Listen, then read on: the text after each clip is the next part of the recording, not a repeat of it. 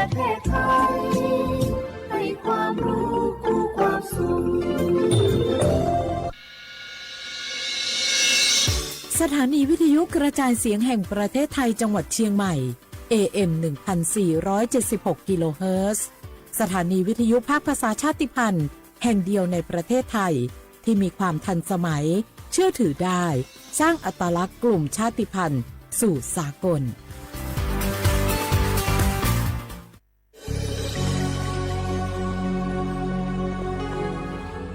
เกิดเป็นคนไทยเติบโตบนผืนแผ่นดินไทยจงภูมิใจในความเป็นไทยชาติไทยเรานั้นนับเป็นชาติที่มีความเป็นมาเก่าแก่ยาวนานเรามีภาษาวัฒนธรรมและมีสิ่งต่างๆที่เป็นเอกลักษณ์ให้เราได้ภาคภูมิใจในความเป็นคนไทยเราควรเห็นคุณค่าและมีความรักชาติหวงแหนแผ่นดินอันเป็นมรดกของบรรพชน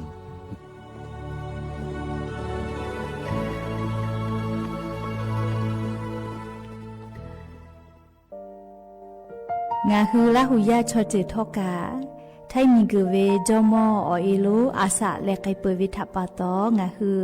มีมาลูจาเวโยงาฮือมีเวอเอโลแลมีจอมอเวอปาโลเกโลมุนอมาโคโลโกอิเปเวโยงาฮือเตกาเลเลกางาฮือมีจอมอเอโลทะหะเวอคโลยอทะคาทากะดอนอเชตุโยงาออโตแลละหุชอจิเวอตาละหุคอเป้าเสมานาคาโบเพวิโย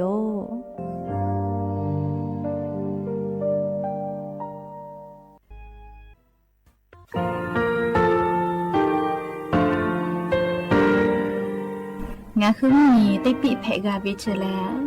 งาคือติกาติชื่อแลติเลเพกาวิมาเฮยาค่างาคือชอยาออตุคโลกาติเชวิออโครคาติภาคาชุโยอาชุโยวิโยกาคาเดติเลอติเกกาพุติลาวิทัปปะตองาคือชอยาอาสะติกาวิโยงาคือออตุคโลออโครคากาติเชวิอือเวอีเวมาโกติยาเลเลทอกาอายีอือเวคาชเวเพวิโยอลากวงาคือออตุคโลออโครคากาติยายามาเตียลาบิโลโกงาคือชอยาทอกาอาสะติมากาวิคาชูงาคือมีติปิเพกาวิเจแลงาคือติมูติสึติเพเลอติกาเลเลอาชุโยเวอเวปุตาเวกันติภาคาเสติเกคาเดกากาติเชวิทัปปะตองาคือมีติปิจกิเพลากาวิโยเชแลงาคือเทโจโมโคคางาคือมียาถาตอคปิลาตาเวปุดาเวติจุเสนีเสหปามัชหปานิงาติจออกขอทามัววิทยาลัยวิชาการศึกษาประสานมิตรโกเวออคโลจากเกรทาไทโจโมคุโฮคางาคือมียาถาปิยาลาตาวิตอคติพายโย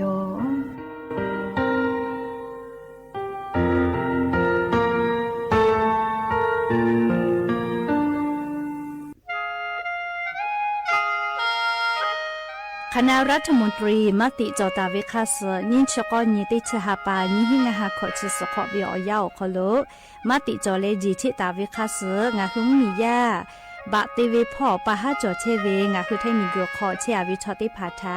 บะติปีแต่กุเลจิชิตาเวคาส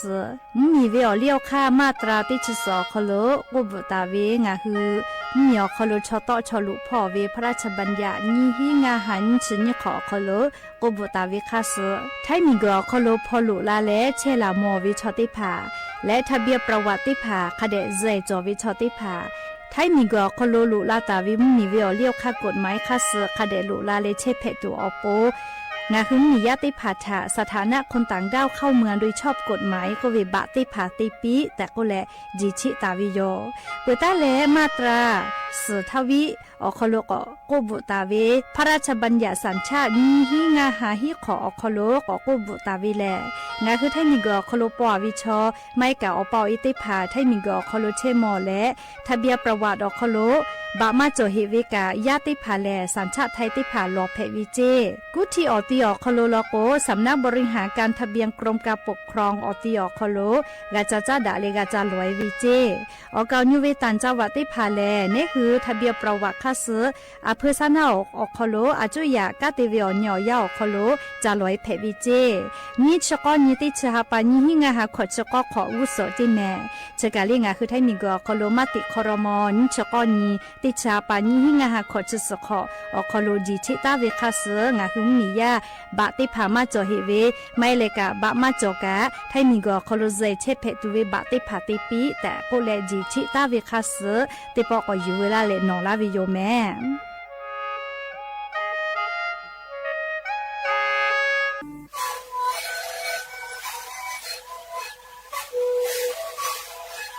ชริคูมันคือยาแก้เชื้อเบียออกเข้าเชื้อแล้วหูเข้าก็คือออกทีจังหวัดที่ไหนเอ็มนาบาเด็กที่โอหาสิจะขอกิโลเฮเล่นเล่นหลอกเอาพ่อเอายาแก้เชื้อนาลีไปแล้วไปชิ้นนาลีเล่นถือไปเอายาที่นาลีคือแต่พ่อนาลีชาพยาเล่นเล่นแล้วหูคอก็เชื้อเบียและงานแล้วหูคอก็เชื้อสมานมาคาโบเมดิโซ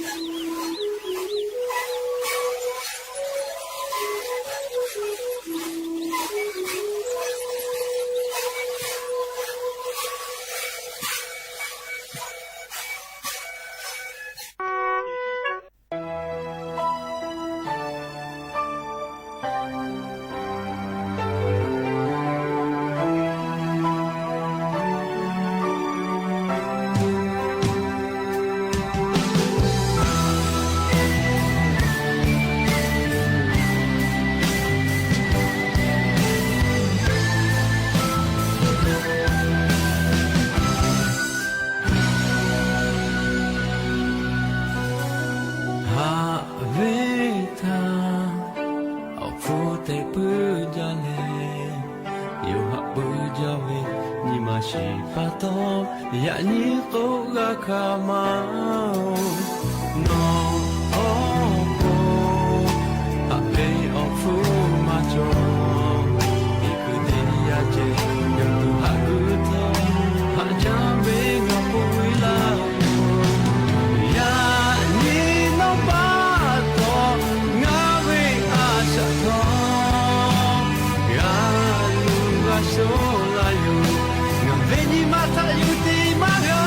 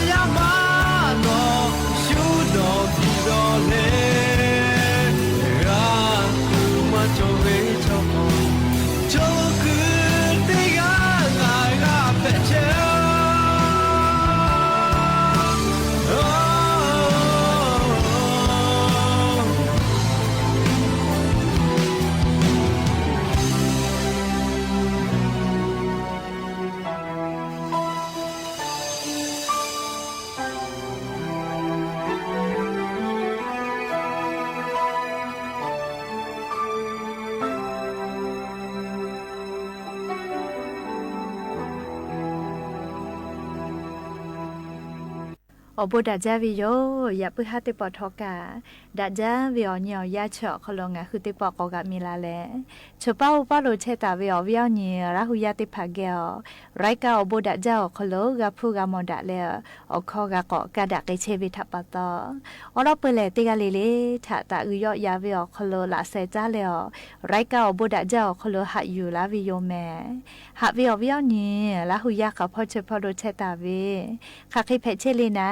ติกาลิลิกาจ้าแม่ดอแม่ซุแม่กาแม่ฮาเลดอซาเชอลินาชุริจเวียกาเนคือมีอคโลแลมุกะเวีย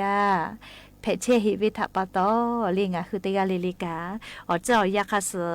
เพตอลาตาเวอนาอากอติพัทธะนี่คือตอดาเลปูกากากิจูติกาลิลิกาอาชุยอโตยอยากาทะคเดนหาซาดากิสิแม่ยานี่แหละสเปตินีติฮัปปะจนาบริฮัปปะคโลยานี่ติชกอนีสนีและนี่หินชกขอขอติฮาลิเลเวียฮินาริควายตาเลอก็นาริทักขะไกติฮาลิเลงาฮือลาหูเข้าตอกไอเชวิโยวิทยุเรดิโอ AM ติฮิโอหาสจิกกิโลเฮิรตซ์อคโลรายการบุดาจาตอกไอเชวิโยเปิดตาเลกันยี่พอติพ่อ Facebook Fanpage สวทเชียงใหม่ AM 1476พ่อกาไลฟ์สดติดต่อไกเชียวอวิยานี้ลาหูยาติภาค่ะพ่อสาวพ่อจอกโกอุพอพอนาเลนี่คือลาหูชอเจทะโอกาปิดักไอแพวิยอมและอย่าเพื่อหาวิอยาวคโลทอกะยูเวลาตาเวอบุจอวิอลอติภาไลรอยูเวลาตาวิโยอวิยานี้ลาหูยาติกาเลเลกะอคือเปิดตาเลอเลมือทักไกติแกลาหูคอพอนาเลนี่คือลาหูชอเจทะโอกาปิดักไอแพวิโยหาวิอวิเนี่ยละหุยาติเผาโนฮือนันคอจอจอลาอามาติเลนาปอพอยเกือเวอชอจ้าปุขอเนาะนี่คือแม่หมอกอกูขอกูเลอีกะสวิเลจะเคยเพจอลาลีโนฮือนาปอพอยเกือเวอชอติผาจ้าปุขอเนาะโนฮือเพจอลางาโดเวไลกาทอกะเพจอตุโยเลงากาติกาเพเชวิโยแม่นาปอพอยกูมาเวจัตุอชอติผาจับปุขอนอเลงาคือชออีกะมือเวกุมาอีกะสเวเลติคือกะใครแต่เลยมึงกูกะกูเลขอกูเวจะเคยเพวิโยไลกะกูเวเลจะเคยเพละกูเลนาปอพอยกูมาจาเลจะเคยเกวิโยกูเวเจโยเจแม่เลอลกูนาปอพอยเชเลอันนี้คือจัตุอชอติผาคโลกูเวติยาทาเลงาคือหมอกอชอจาเมจาวิจะก็มาอามาติเลก็เลนะปอพอยเฉลี่ยย่อสารติยาจอวิจะก็มาเรียงคือจาก็หมอกเมวินะนี่คือชอยาจื้อต่อเลเมเลจาเมตัวอโปจะเคแพะไกวิเจแค่คนน่ะปอพอยแม่มาอยู่เตียวิเลก็แลลีไลกะก็ชมกูอยู่เตียวิเจก็แลมาฮิเวกะจอก็ด่าหมอเลเอาแต่ละก็น่ะปอพอยชอมสมืออยู่เตียวิจิแม่เลี้ยวเวียเนี่ยเรายาติเผาคาเดนาตะแม่นาปอพอยชอสมืออยู่เตียวิจิและลิคือว่ามือเอากูอยู่ปอวิจิแม่คเตียและลิคาเดจะเปียเลียวติตาวิจิเลนาปอพอยนี่คือกาหมอวิฟุเลเชกาจาวิชอเลจะเคติลาวิจิแม่เฮกนาปอพอยชอเลงคืออชอคอลูกุเปียวิทยาทาเลอชูติภาหายอไกตูกาลาวิจิแม่นาปอพอยเชเลเฮกนาปอพอยชอคือแกลาวิทยาทาเลนี่คือสัมกูจาวิอคือคลิคือวิจิเฮกงาคือชอยาเลจาเมปื้อเวจอจ้าหาแต่เลก็ปีเวจอจ้าทาลิยอจะทอดอกเปียวิเจเคก็งาฮือฮาแต่กาลิจื้อติผาคอกะจาเมวิจะเคกวิจิแม่เลีเอก็งาฮือจามาจาวิลกุกะจาปุขอนอลกวนะเลีขอกูเวอีกะมือเวมุกกูเวจะเคติผาเพวิเจอลกนาปอพอยอคโลกะแม่เวโซเดียมติผากะจอวิเจเลีจะดับปะตองาฮือตุคอลุลีอีกะจะติผากะทิลูวิเจอามาติเลโกโกนาปอพอยจะติผาจามาจาวิทยาทานี่คือวิออสวีวิเจวีวินาอดีเพตุกมาเฮลีวีวินาเลเฮกว่าอสมากะวีตูอสจ้าอคโลอีกะลูเวเลเฮกงาฮือตุคอลุขอกูเวอีกะมือเวอีกะสเวจะเคติผาเพตอลาเวจิแม่ติผาลกนา ปอพอยมาจับเพวิกาจอลีจ้ากูมาหอเวลาจะละหากานาวิกาจอเวเลเฮก็นาปอพอยจ้าเวียวยาวคโลลิงอะคือมาดาวิโอเจติพามากะเพลาตัวปูนาลีงะคือฟาตาจอวิโอเจติพาแลนาปอพอยเลงะคือมาหมจอเวนาปอพอยยี่ห้อติพาไทยลิเมมาบุเนอเวเฮปาลิบายเวจะเคติพาลอกจอกิเจนาปอพอยกะโอเคอปอกะจอวิจิแม่เบื่อก็เลงะคืออชอติจาวิโอคโลเลนี่คือคันนี้คือติจาวิโลโกนาปอพอยชมามากคือยาคาชุเตหัววิโลโกเลอชเมเลชุจาเมโกไลปอก็เวลาปีดอกนาปอพอยลีโลเวอาเกเลชมามาคือเวยาก็คือจานะเลยยาคันนี้คืออชอติจาวิโลโกชมามาคือลีคือมาจาโลโกเชซาจอซาพ่อมาดาวิแต่นี่คือชีวิตทับปะโตจอโลคือเลยคือจาปื้วิโยยาคาชัวชอติเมียวิเลคามาคือวินี่คือมาโมเมติกาวิโลโกลีอชออาชุยคยติจาเลนาปอพอยคือจาวิเชเลดาวิโยจิแมเบื่อโกลีเสยาติยาโลโกเลนาปอพอยกะไลจือจอวิเจเลชดิคือวิอยาไลยากอติโตลาวิโลจิแมยาคาคาเคโกทอกันนี่คือจาจอมือเวงะคือแทงมีอคโลติโตตาวิติพานี่แหละวิจาเจเบื่อเลเลอเลมือโลโกงะคือนาปอพอยจาเลอุโกมืออุโกนาคือโตเวนีมาวิเวเลอสูเนี่ยกะเวเมฟูฮอเวขอฮอเวกูเวจะเคเพจาเวลกูกะเลนะปอพอยมาฮอเวจาเวมาฮอเวทับปะตอเพลาปื้อวิเจจะเคตินาจอเวลกูเดนะปอพอยมาจาเพวิชอนะเลแพ้ผู้ชุดรถกวินาไทยคอลโกเดเคกงะคือมอเกะเกและเลนะปอพอยติผาตะกอจาจิแมอวิอเนียระหุยาติผานะปอพอยจาเวเลเลก็ตุมาจองะคือแล้วหอเลจาเพวิชอลโกนะเลจอลกเลยอคโลคือจาเวลกูเลก็ตุมาจออยากค่าจามาใจเวลากูมาดักลอแม่ลีนะปอพอยคือกงาคือข้างาคือชติจาเวลากูเคมาดอหาดอคิตุมาจอลีอยากค่าชูเตหัวเวติผาจาเวลากูดักเกนามาดักเกนานาปอพอยขมาคือนานี่คือมาชีวิตทับปะตอลีเตอาเวลากูอาชุยอยากาขอยติจาวิเชเลดาจาวิติขยจิแมลีเชซาจอซาพ่ออโปจะกาลีอยู่เวลาเลงาคือเวียเนียระหุยติผาทาลีเชซาจอซาพ่อจาดาเวนาปอพอยเลจ้าปุขอนอมาเตขอกูอีกะสเวเลก็เวเลนะปอพอยถาจ้าดาวิอลออยู่เวลาเลงาคือเวียเนียระหุยติผาทาเกามาลาวิโยแม่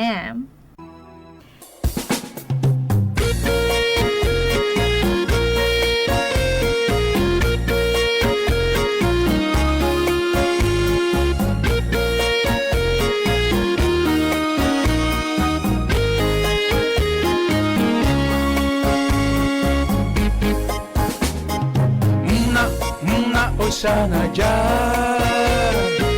na mho oche na ja ya fi ya male ya khawa ku ya ko china ho na we ko ai ne na osana ja na mho oche na ja ya fi ya male ya khawa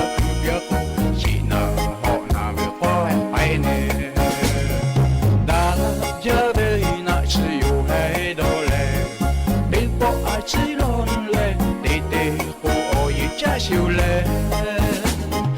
ma cha ko che ma o me o mi o ya tha ga pa le to ko lu ga che do mi ga ma myo ya ta jo le ya lu ma jo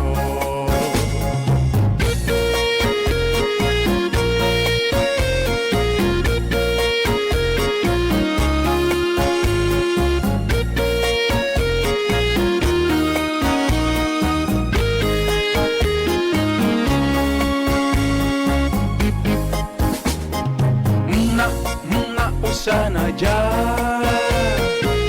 na mho oche na ja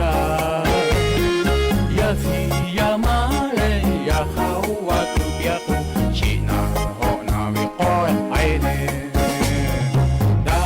ja me na chi yu hai do le de po a chi lon le de ko o ye cha siu le ma ma ga me o mi o ya ta ga pa le o ko lo ga che do mi ga ma myo ya ta jo le ya lu ma jo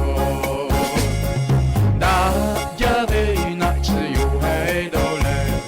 de po a chi lon le de de ho o yi cha shu le ma cha ko che ma ga me o mi o ya ta ga pa le o ko lo ga che do mi ga ma myo ya ta jo le ya lu ma jo ma ku se o a lo ni me lo ni po po ta ma ga me ya ta jo le ya lu ma jo yo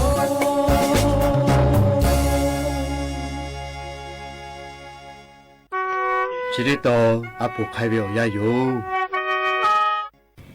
จ้าเลยอาปูเอติลอติเกะกอนากิเสงะพูมาเลตากูออลอเพวิโยเตปอทา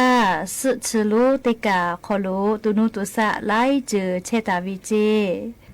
สึชออกก็จืลูจอวิกุปูติมาออกขอเชตาวิตากูติเคเลงะพูมาติเคออชอเพดะจาวิเจ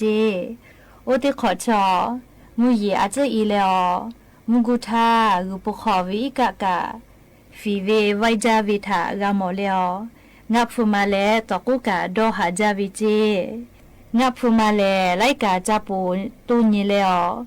ขะจ้วยวุปุเวอติติกาอีกะขบีเอจอวิกุปุโลติมาทาจามอตาวิเจงะพูมาเลยอมอตาเวกุปุโลทายอวิอชอตอกุทาสมาปิกาจายากอกาปูไกทานิสาจาเวขอโคลอโคไลกากะผาไกเวทายอวิอชอตากุทากะหมอจกาจาปีวิเจเตหาปาขอนอกาเลอยหุเนเชตาเวกุปูอีกะกุยเลออาสาติหาจาลาเวทาจอลาวิเจเชปาตอยหุเนจเขจีดาวิเจงะพูมากุปีเวอชอตอกูโอนิหุเนชกะติเข้ามาก็เชเพอโลวาอาซึงิทางานอปูลูติกาโมตาวิดะจานิหุเนโอกะจะพอเชนีแต่จีปีวิเจงะพูมาจีปีวิทาตอกูกะดอตอปีเลอฮาเลจาเจยาคาตอกูก็กูปีเวีอนอจิลาเวงะกะดอตอจายาคาเงายากอจูเวกะไนจานกเฮเลปูมาปื้อคาเคเตไกกาตุเลแต่นันยิปีวิเจอ๋องาดอตอเมนอมอกอเฮจาเลสตาเอติมาเวออกอจเตคาโลคาเดกุติยาตางาวิคือเซนิปา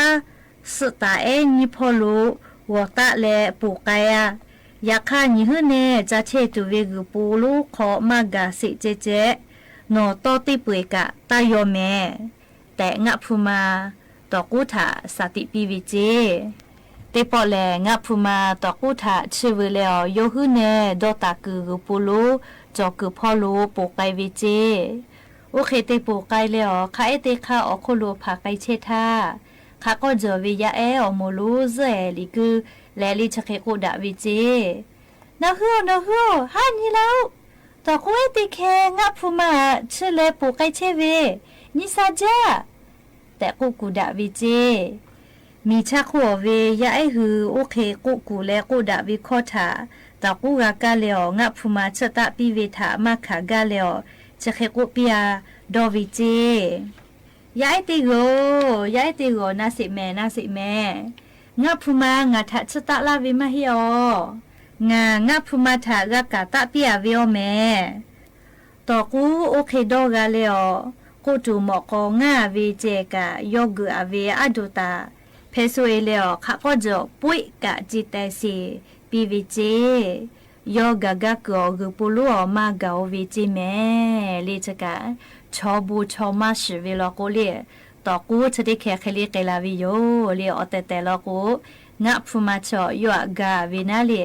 ย่อต่อละกูมาโนเวทปะตอปูมากาเลลีงะพุมาตอกูอยากอจูจะกัวนายจาวิทปะตอลีงะพุมายอดอกขดาเลอตอกูกาลีอีกะดะจาวิงานอปุโลติกาอคโลติเกกาตูอปูดอเลลีงะพุมาเลตอกูทะกาวิโยอชอดะจาวิทปะตอยากขะทอลีชอยาวินิมาชอรากาวินิมา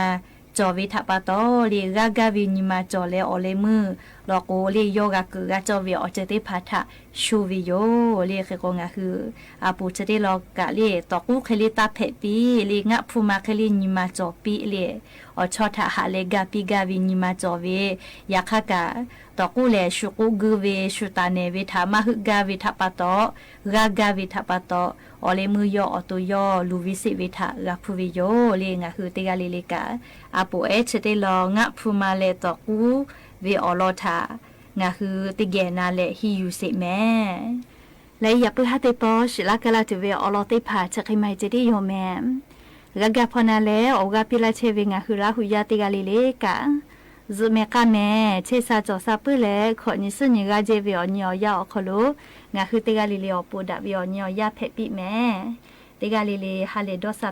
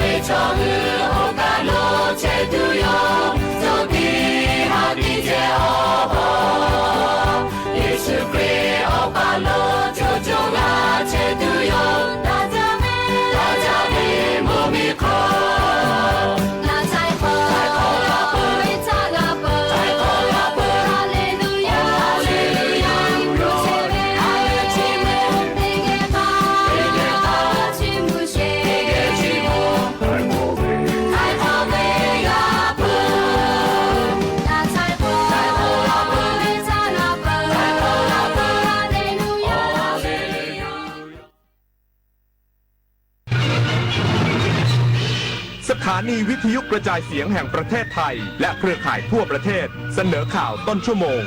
รู้เร็วรู้จริงเกาะติดทุกสถานการณ์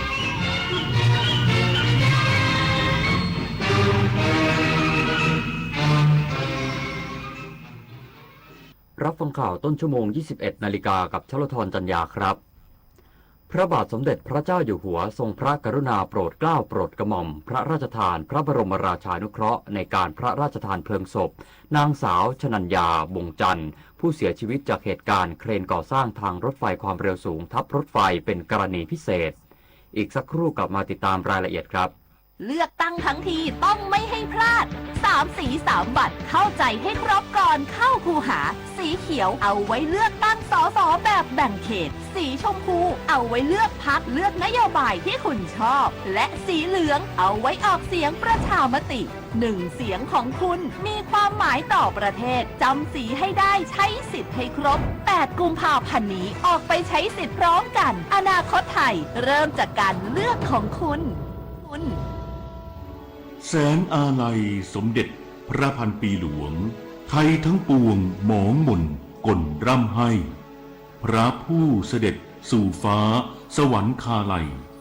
แนบดวงใจตามพระบาททุกชาติภพปวงประชาน้อมสำนึกในพระมหากรุณาธิคุณเป็นล้นพ้นอันหาที่สุดมิได้ข้าพระพุทธเจ้าคณะผู้บริหารข้าราชการและเจ้าหน้าที่สถานีวิทยุกระจายเสียงแห่งประเทศไทยกรมประชาสัมพันธ์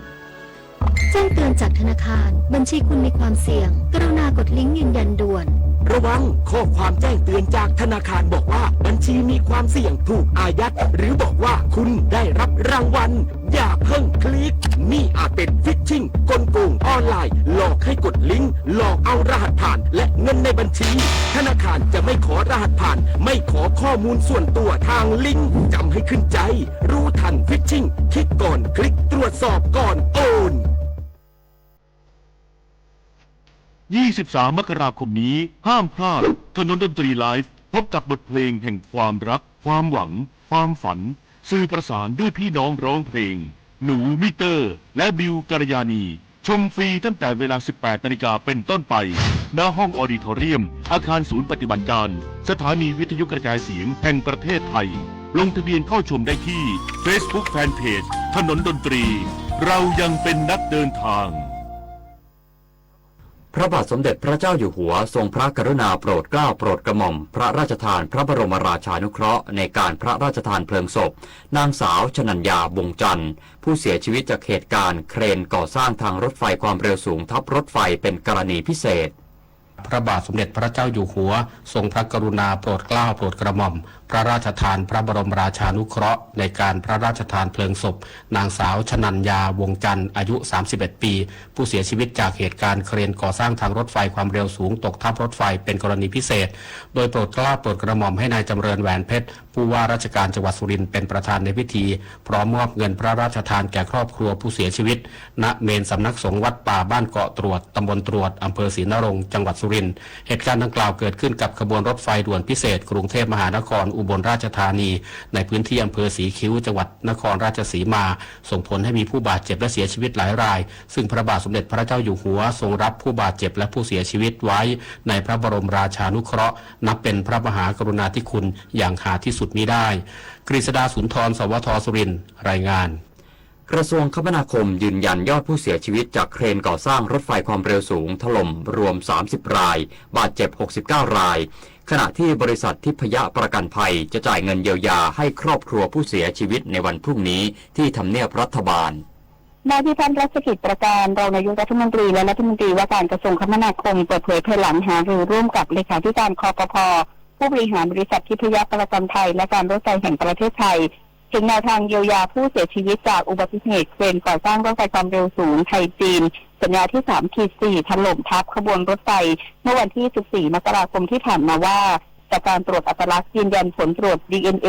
พบผู้เสียชีวิตทั้งหมด30รายผู้บาดเจ็บทั้งหมด69รายเดินทางกลับบ้านแล้ว54รายยังคงรักษาตัวที่โรงพยาบาล15รายในจำนวนนี้อาการสาหัส6รายแต่ทั้งหมดพ้นขีดอันตรายแล้วภาครัฐและเอกชนเร่งระดมเงินเยียวยาเพื่อช่วยเหลือทายาทผู้เสียชีวิตยอดรวม 1,510,000 บาทต่อคนซึ่งรวมถึงเงินสงเคราะห์พระราชทานจากพระบาทสมเด็จพระเจ้าอยู่หัวทรงพระกรุณาโปรดเกล้าโปรดกระหม่อมพระราชทานเงินช่วยเหลือรายละ 20,000 บาทและทรงรับผู้ป่วยทุกคนไว้ในพระบรมราชานุเคราะห์โดยในวันพรุ่งนี้เวลา 9 นาฬิกา บริษัททิพยประกันภัยจะเข้ามอบเงินเยียวยาและทำเนียบรัฐบาลโดยมีนายกรัฐมนตรีร่วมเป็นสักขีพยานยืนยันว่าบริษัทผู้รับเหมามีการทำประกันภัยงานก่อสร้างไว้วงเงินกว่า583ล้านบาทซึ่งสามารถครอบคลุมค่าเสียหายและค่าเยียวยาผู้ประสบภัยได้ทั้งหมดสำหรับทายาทหากหลักฐานชัดเจนสามารถรับเงินได้ทันทีกรณีทายาทไม่ชัดเจนจะนำเงินไปวางทรัพย์ไว้ที่ศาลเพื่อให้ผู้มีสิทธิตามกฎหมายดำเนินการเบิกจ่ายต่อไปนภศรแก้วคำรายงาน DSI ฝากขังผู้ต้องหารายที่ 20 ในเครือข่ายสแกมเมอร์โจมตีเว็บไซต์หน่วยงานราชการซึ่งศาลสั่งไม่ให้ประกันก่อนคุมตัวเข้าเรือนจำคณะพนักงานสอบสวนคดีพิเศษหรือ DSI ยื่นคำร้องต่อศาลอาญาเพื่อขอฝากขังและคัดค้านการประกันตัวนายเจษฎาผู้ต้องหารายที่ 20 จากทั้งหมด 23 รายในคดีพิเศษกรณีการโจมตีเว็บไซต์ของหน่วยงานราชการจำนวน 16 หน่วยงานพร้อมเปลี่ยนเส้นทางการเข้าถึงเว็บไซต์ของหน่วยงานราชการไปยังเว็บไซต์พนันออนไลน์ซึ่งผู้ต้องหามีบทบาทในการบริหารจัดการบัญชีม้าและดำเนินการด้านการเงินให้เครือข่ายสแกมเมอร์ออนไลน์ซึ่งใช้ในการหลอกลวงประชาชนและหมุนเวียนเงินที่เกี่ยวข้องกับการพนันออนไลน์โดยถูกแจ้งข้อกล่าวหาหลายกระทงอาทิร่วมกันจัดให้มีการเล่นพนันออนไลน์โดยไม่ได้รับอนุญาตร่วมกันฟอกเงินเข้าถึงระบบคอมพิวเตอร์ของผู้อื่นโดยมิชอบและข้อหาอื่นที่เกี่ยวข้องซึ่งศาลได้พิจารณาแล้วมีคำสั่งไม่อนุญาตให้ประกันตัวและส่งตัวผู้ต้องหาไปควบคุมระหว่างการพิจารณาคดีที่เรือนจำพิเศษกรุงเทพมหานครส่วนผู้ต้องหาที่หลบหนีในเครือข่ายนี้อีก3รายเจ้าหน้าที่ DSI จะเร่งติดตามจับกุมต่อไปจุฑามาศรักษาพันธ์รายงานจบข่าวชโลธรจัญญาอ่านรับฟังข่าวครั้งต่อไปเวลา 22 นาฬิกาครับติดตามข่าวที่นำเสนอไปแล้วได้ที่ www.thainews.prd.go.th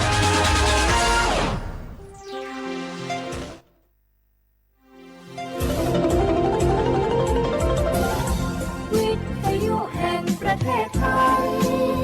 ให้ความรู้คู่ความสุข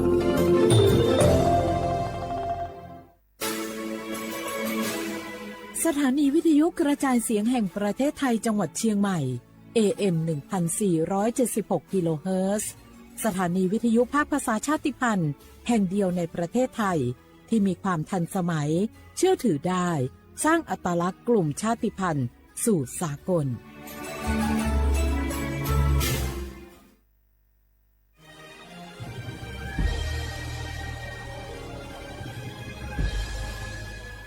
เกิดเป็นคนไทยเติบโตบนผืนแผ่นดินไทยจงภูมิใจในความเป็นไทยชาติไทยเรานั้นนับเป็นชาติที่มีความเป็นมาเก่าแก่ยาวนานเรามีภาษาวัฒนธรรมและมีสิ่งต่างๆที่เป็นเอกลักษณ์ให้เราได้ภาคภูมิใจในความเป็นคนไทยเราควรเห็นคุณค่าและมีความรักชาติหวงแหนแผ่นดินอันเป็นมรดกของบรรพชนร่วมภาคภูมิใจในความเป็นไทย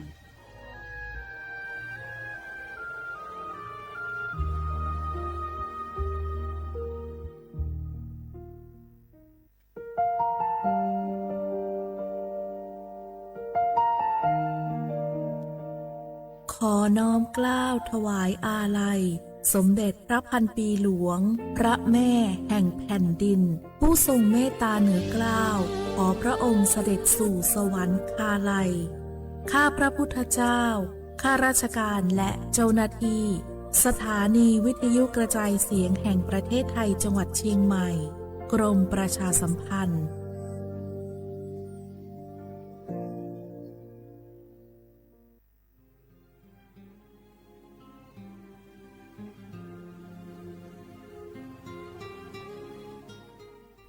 This is a moment of profound grief for the Kingdom of Thailand. We, the collective voices of Radio Thailand Chiang Mai, join the Thai nation in mourning the passing of our beloved Queen Martha, Her Majesty Queen Sirikit. Her life was a testament to the unwavering service, grace, and deep love for the Thai people.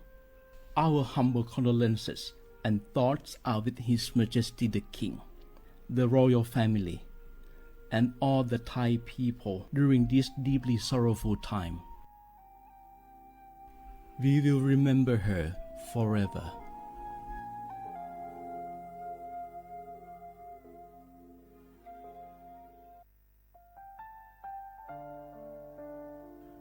อาเดือไทยมิขอสองผาอามา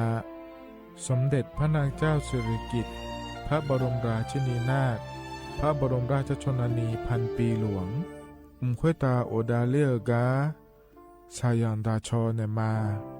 อายออามามิขอเปียวเนไทยมิขอกะดูอาคาชอเจอกะดูเงเกเนลา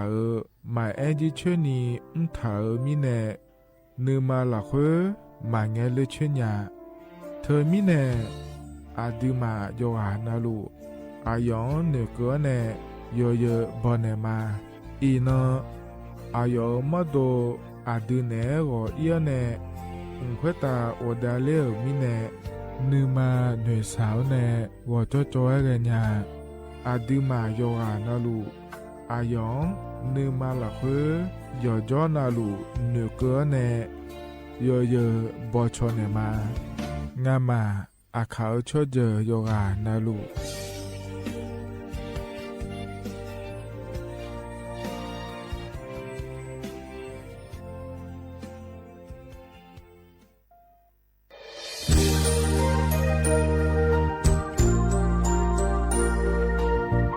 ไอเยี่ยวที่ขอหลวงวัวเนทีมเชียงใหม่และขั้วเธออุหฮาเลกะกอบัชมีจากะกอ PM 2.5 กะกอฮอลูดามาเดไอเยี่ยนี้มีจาโดโมนะทกศูนย์อำนวยการและแก้ไขปัญหาไฟป่าหมอกควันและฝุ่นละอองจังหวัดเชียงใหม่ละเพื่อนากาซาโบจำยองงาซุ้มตีนีเย่จำยอเยียงจางเลยยังไม่เดเจ้ามาเมืองฮอปาย้อนยุ่มได้จางอาเดเย่เนียว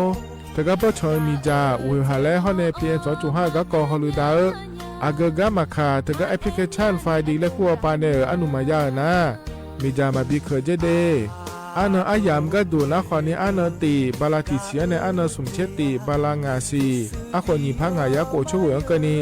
อาส่วนมาขาจะบ่อนายย่อไปยุบบ่อยเจเดเหมือนในสำนักงานประชาสัมพันธ์จังหวัดเชียงใหม่นะที่ฟอลโล่กุมะมือดาราญานีทีมเชียงใหม่และขั้วเธอที่ฟอลโล่เกิดดามาเดเธอมีเนที่ยิที่โปกะนึกะมาพายအရင်ညကြလာငယ်အနနီချေဝဘလာချေစီအခုနီဖငါရကိုချစ်စငယ်နော်တကခနာထမတီရဘောကြောလောအရင်ညစန်ချကကောဆာလူဒချဘနေကဒူဒေလဲဘောဂျာငါเดยညေเดทกยอมมาตรา17แห่งพระราชบัญญัติคนเข้าเมืองพศ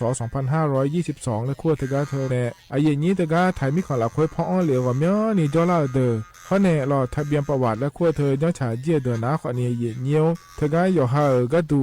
การขอสถานะคนต่างด้าวเข้าเมืองโดยชอบด้วยกฎหมายและขั้วเธอย่อไม่เจเดเยเนียวเด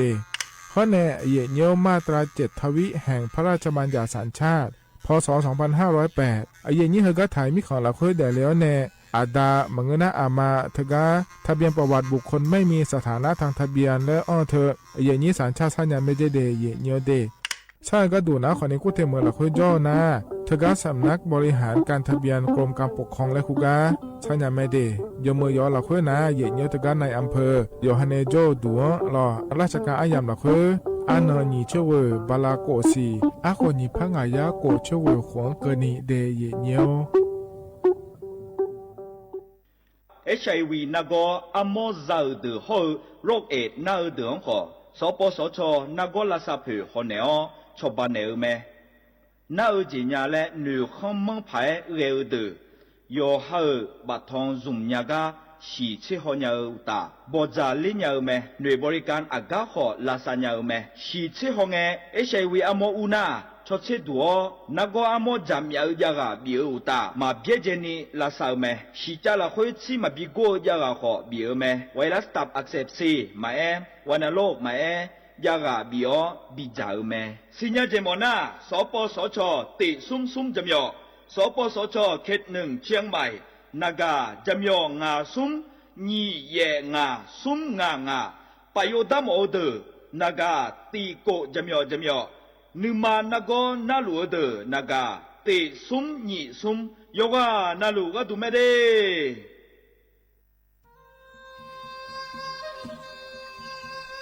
ยาโปนาลูเฮตาฮอดังเงอุเฮฮาเล PM 2.5 เฮมีดาลังอะไรสีลางา อาดูมาเนจังเงดเจอปะปะกัวเงเจมีจาเคมีเนเฮดโตลุชัวยามอโดเดลาเนมัวฟาเนียมามึงอเดเมียนพีลาขบยานาลาฮอเนสาโกพปานกอขอนีเปียละยังอะอาดูมาโยกานาลูกุมวันเนมีจามาเคนีโยฮาเนยับมุนยับเพอเลอเธอโลไทเนเฉเนปุยเกมีจามีกาพี่ฮอเนบอชอมยาลานีอาบอที่ขอหลวงเขาที่ขอหลวงกุมวันเนมีจาตาเคเดเหมือนเนโยฮานาหลวงอยู่เหมือนจะชาโดนีจอนยาผาเหมือนเนสำนักงานประชาสัมพันธ์ที่3กรมประชาสัมพันธ์พปาเนจะกล่าวงาเด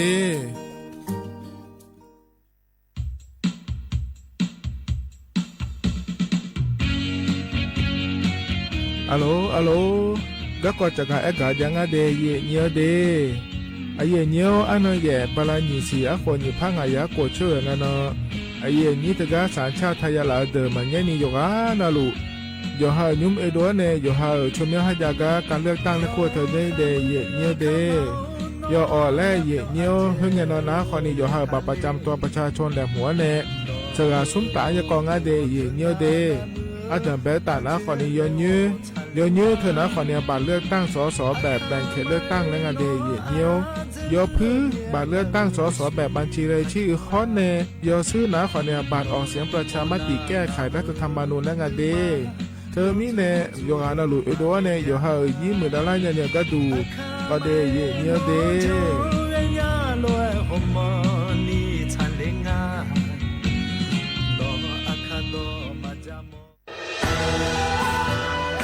จากศาลากลางจังหวัดน่านหลังเก่าพัฒนาสู่การเป็นศูนย์การเรียนรู้นันทศิษย์ป่าคารโดยมูลนิธิรักป่าน่านนับเป็นพระมหากรุณาธิคุณที่สมเด็จพระกนิษฐาธิราชเจ้ากรมสมเด็จพระเทพรัตนราชสุดาสยามบรมราชกุมารีได้พระราชทานนามนันทศิษย์ป่าคารอันหมายถึงอาคารแห่งความรู้ทุกแขนงของจังหวัดน่านภายในประกอบด้วยห้องนิทรรศการเฉลิมพระเกียรติรัชกาลที่ 9 แสดงพระราชประวัติและพระราชกรณียกิจของพระผู้ทรงเป็นพลังแห่งแผ่นดินและต้นแบบของความเพียรรถพระที่นั่งอนุสรณ์แห่งการเสด็จเยี่ยมราษฎรในถิ่นทุรกันดารทั่วทุกภูมิภาคของไทยพิพิธภัณฑ์ศาลากลางจังหวัดน่านความทรงจำของอาคารหลังเก่าและการอนุรักษ์สิ่งสำคัญของเมืองน่านเทคโนโลยีกับมนุษย์จุดประกายความคิดสร้างสรรค์สู่การสร้างนวัตกรรมในอนาคตน่านซิมูเลชันแนวทางจัดการขยะที่ยั่งยืนเพื่อตระหนักถึงผลกระทบต่อสังคมเศรษฐกิจและสิ่งแวดล้อมห้องสมบัติน่านย้อนรอยสู่อดีตและความรุ่งเรืองของนครน่านผ่านเงินตราเครื่องเงินและผ้าทองเปิดให้เข้าชมฟรีไม่มีค่าใช้จ่ายตั้งแต่เวลา 9 นาฬิกาถึง 17 นาฬิกาหยุดทุกวันจันทร์และวันนักขัตฤกษ์มาร่วมอนุรักษ์สืบสานสร้างสรรค์ศิลปะวัฒนธรรมและวิทยาศาสตร์ของเมืองน่านคุณค่าที่น่าภาคภูมิใจ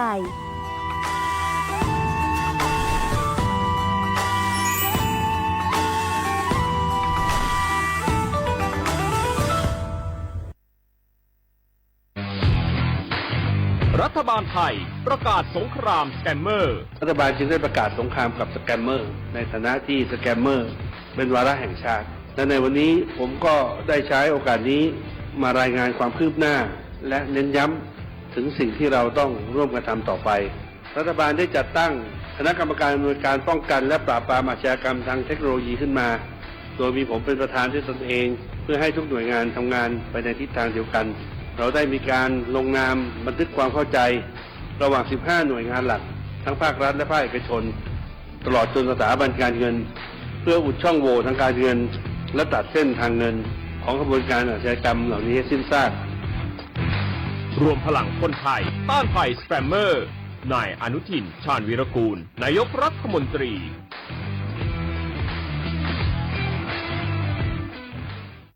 ข้าชอเวน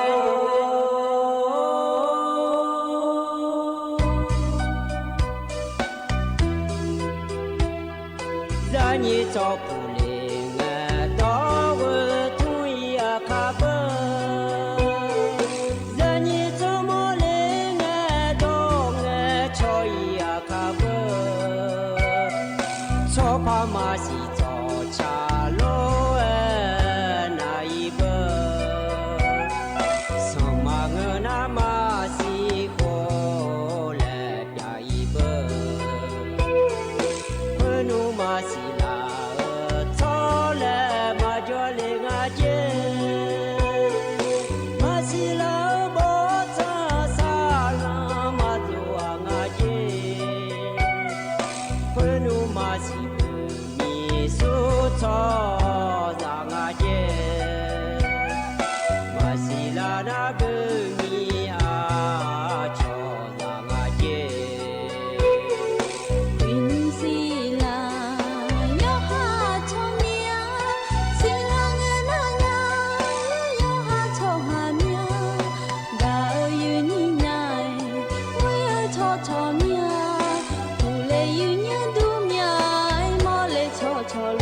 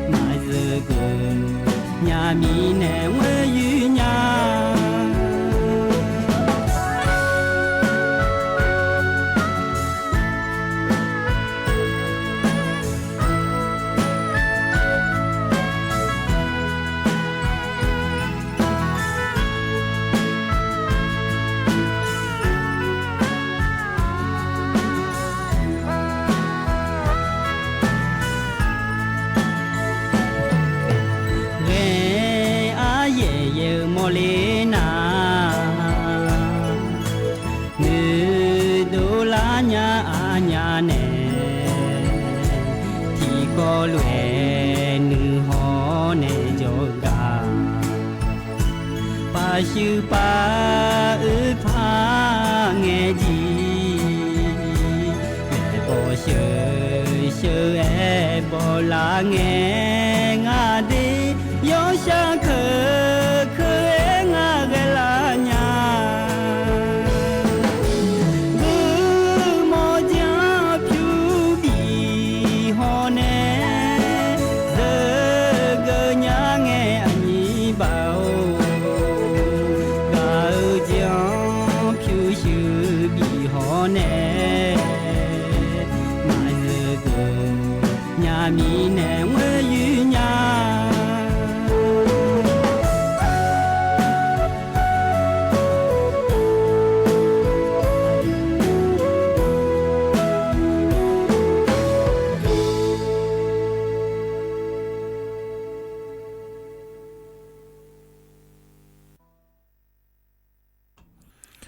จีพออุตุธรรมะเดยนี่โยอานาลุเนรอเยเนียวนิจิรอเยเนียวจอนเจอทีนังเงมีฉลาแม่เยเนี่ยรอถึงมีในนิจิรอยอนนาลุยาทองเจอลัวงานแหนอายโยเชมือแหนที่ขอลัวจอดามาเยเนียวเฮกาเมียวมัวดูสวทเชียงใหม่แน่เดเยเนียวเดเจลังเงอุสอยามเราค่อยขอเนี่ยนาลีเยล้านแน่นาลีรวยหลังก็นี่เยนี่เนอทอนจุลามหาเยเนี่ยยุบจิกที่ขอลัวแล้วพระเจ้าดามาเยเนียวถึงการมาข้อปาฮอนเนอเฟซบุ๊กปาเนอเดเยเนียวเดอินุมเฮกายามเราค่อยนะขอเนี่ยนาลีรวยหลับจังเล่ามีแน่ล้อเยนี่ยอมยากานะขอนี่นะอายามเราค่อยชะลาเน่วันนั้นนี่สุดท้ายแล้วนะหาโจดูรอเยเนียวงานเนเฮการัฐบาลก็จะการกาแล้วใน BCP กาแม่เย็นนี้แล้วก็ต้องเชื่อก็จะการกาแม่นะหาได้ยาแต่เดยเนียวเดแล้วแต่ก็จะการกาได้เนแต่มาเงอรอเย็นเนียวเย็นเนียวต่อช้าอย่าไปบอกแล้วก็ขอเนี่ยพอเนี่ยบินหาดามาเดยเนียวเดมีนายจนแทนนะหาแม่รอเย็นเนียวเย็นนี้เฟซบุ๊กปนนะหาลูนะกดไลค์กดแชร์เธอเจ้าเนี่ยยาแม่เดยเนียวเดที่ขอร้อยจะดามาเยเนี่ยล้อนาลีเชลังเกนิเดเยเนียวกันเนี่ยเยเนี่ยอันเนาะจะไม่จักกาแต่เนี่ยมาเยเนี่ยล้อนิมจีเฮกาเยนี่เนี่ยถอนจั่วอเดียอาคาอันเนาะนะอินาเซตินาฉลังเดเยเนียวบาลาซีนาขอเนี่ยทีซีล้ออาโคน้ำมองที่โคงาเดไทยอันนั้นอินาวันจันอันเนาะนะอันเนาะชั่วบาลาสีมกราคมและขั้วสีเดอาโคนาขอในนิพังอายาโกเชวเดเยเนเดเฮนาโคตัวลาโตล้อเยโยเยนี่นะทองเจอนิมจีอายาเมื่อละค่อยเดเยเนียวแต่กางานก็แหลมทาต่อหลวงมันจะกาอากาศได้มีน้าล้อต่อชาติยุมแล้วพระนาหาดามาเดเยเนเดอาเยบุกาในชาต่อช่างงาเยเนี่ยล้อต่อชาชมยเฮกาเฮนาขอเนี่ยอโดยาพีและงาเดที่ขอร้อยนะหาเบียดามาเยียว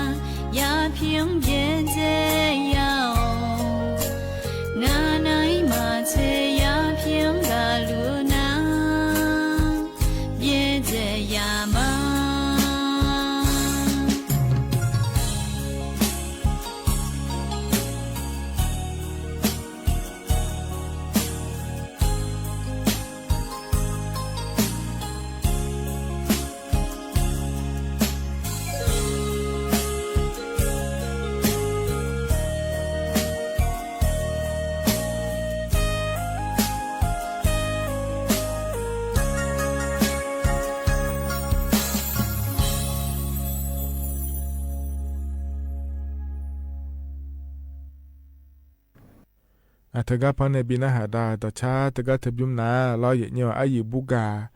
เนชาต่อชาเหยียดเนียวล้ออโดยาพีและงาเดเหยียดเนียวเดยกันละหลวงพอในบินาหาดาก็ยังน่าหาอยู่ตัวเดเหยียดเนียวเดก็จะนอปลาล้อในน่าหาล่าอยู่กันละหลวงเวอุตุธรรมะเหยียดเนียวล้อมาข้อปในน่าหามาเฟซบุ๊กปในน่าหามาเดเหยียดเนียวเดที่ขอร้อยจดามาเหยียดเนียวล้อ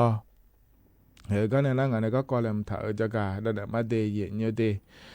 เนียวก็เกลียวรอยเนียวอันนึงบาลานิเซียคนญี่ปุ่นอยากโกช่วยรอยอยู่อันนั้นรู้สิเนี่ยเดจิโอดูเนียวล้อเธอเดือไทยมีของเราคุยหน้าการเลือกตั้งสมาชิกสภาผู้แทนราษฎรในขั้วอันนั้นเกล้าเมเดแล้วเราเนียวสสชเชี่ยวและงานไทยเนี่ยเราจะมีแนวโค้งกันเกล้านะขอนิยมนาลูทกาสสชเชี่ยล่าเดือนนะขอนิยมฮะก็ดูไม่ได้ชอนหน้าที่และก็งานไทยยับมัวเจร้อยเนี่ยเดือดถ่ายเจ้าหายไม่เนี่ยเดือดถ่ายมีของคือล้ามละนี่สู้บิลอันเนี่ยเราสบิเกอร์เนี่ยก็บิลเรื่องหมดเนี่ยเกอร์มาเกอร์มูเกอร์พักการเมืองบิลอันเนี่ยรัฐบาลบิเกอร์เรื่องหมดเนี่ยและชอเชียวอันนั้นก็ล้าแม่เนี่ยที่มีเนี่ยเราอยู่ว่าน่ารู้คุยกันเนาะก็ล้านะอย่าชอเชียวแม่เดย์เนี่ยเดย์นาทีอันนั้นนะคนนี้มาตอนนี้เลยแล้วเราเนี่ยอันนั้นตีเราเฮือไม่หูทีจ้องชดเชยมาเดและชมยอดองถ้าเจอเดนะเราเหยียดเนี่ยอันนั้นตีกันเราอยากชดเชยมาเดเหยียดเนี่ยเดข้อนี้ที่อันนั้นเฮก็ผู้ข้อสัญชาติหลายสิเลยแล้วเราเหยียดเนี่ยจะลังกันที่จ้อยมาจังหัวสิเลย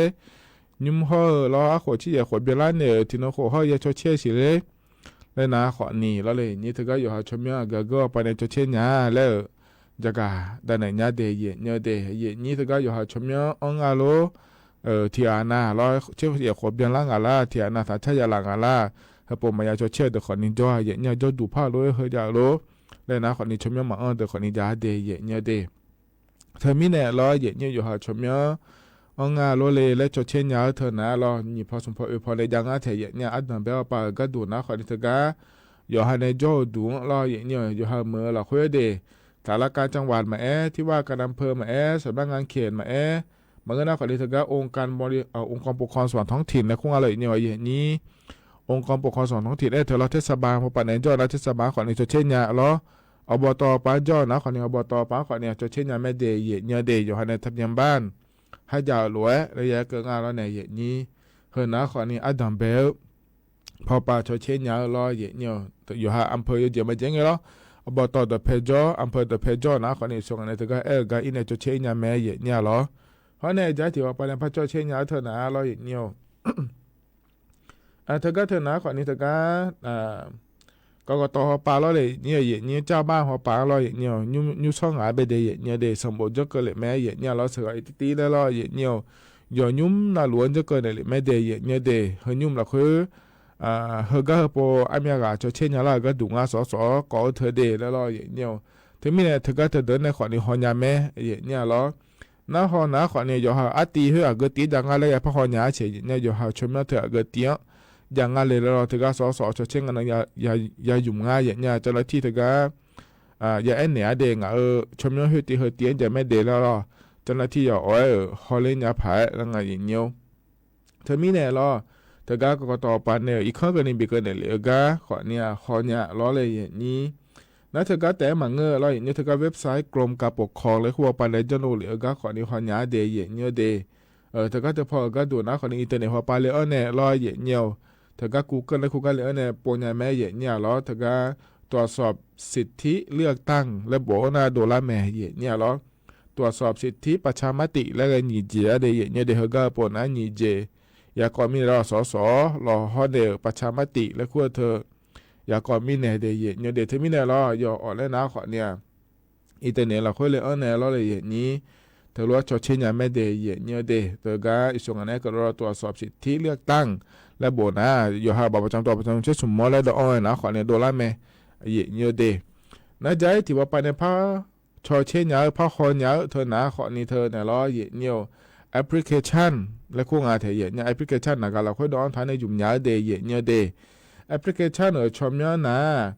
สมาร์ทโหวตและคู่งานเนี่ยเฮือเลือกตั้งเอาไปอยู่เมื่อโดยชนีอยู่เมื่อหุ่มแม่เนี่ยเดย์แต่ก็เลือกตั้งอยู่เจน่ารู้แต่ก็แต่พอเนี่ยขอเนี่ยแล้วนะอยู่หาเฮือนมาตอนนั้นมาอินยังอะไรจะมีเนี่ยมาอินยังอะไรเฮือก็ต่อใจบีแต่ก็แอปพลิเคชันสมาร์ทโหวตและคู่แต่ก็แต่พอเนี่ยขอเนี่ยต่อใจบีเนี่ยแม่เนี่ยเดย์เธอมีเนี่ยเรามาเงี้ยเนี่ยชดเชยขอเนี่ยชมย้อ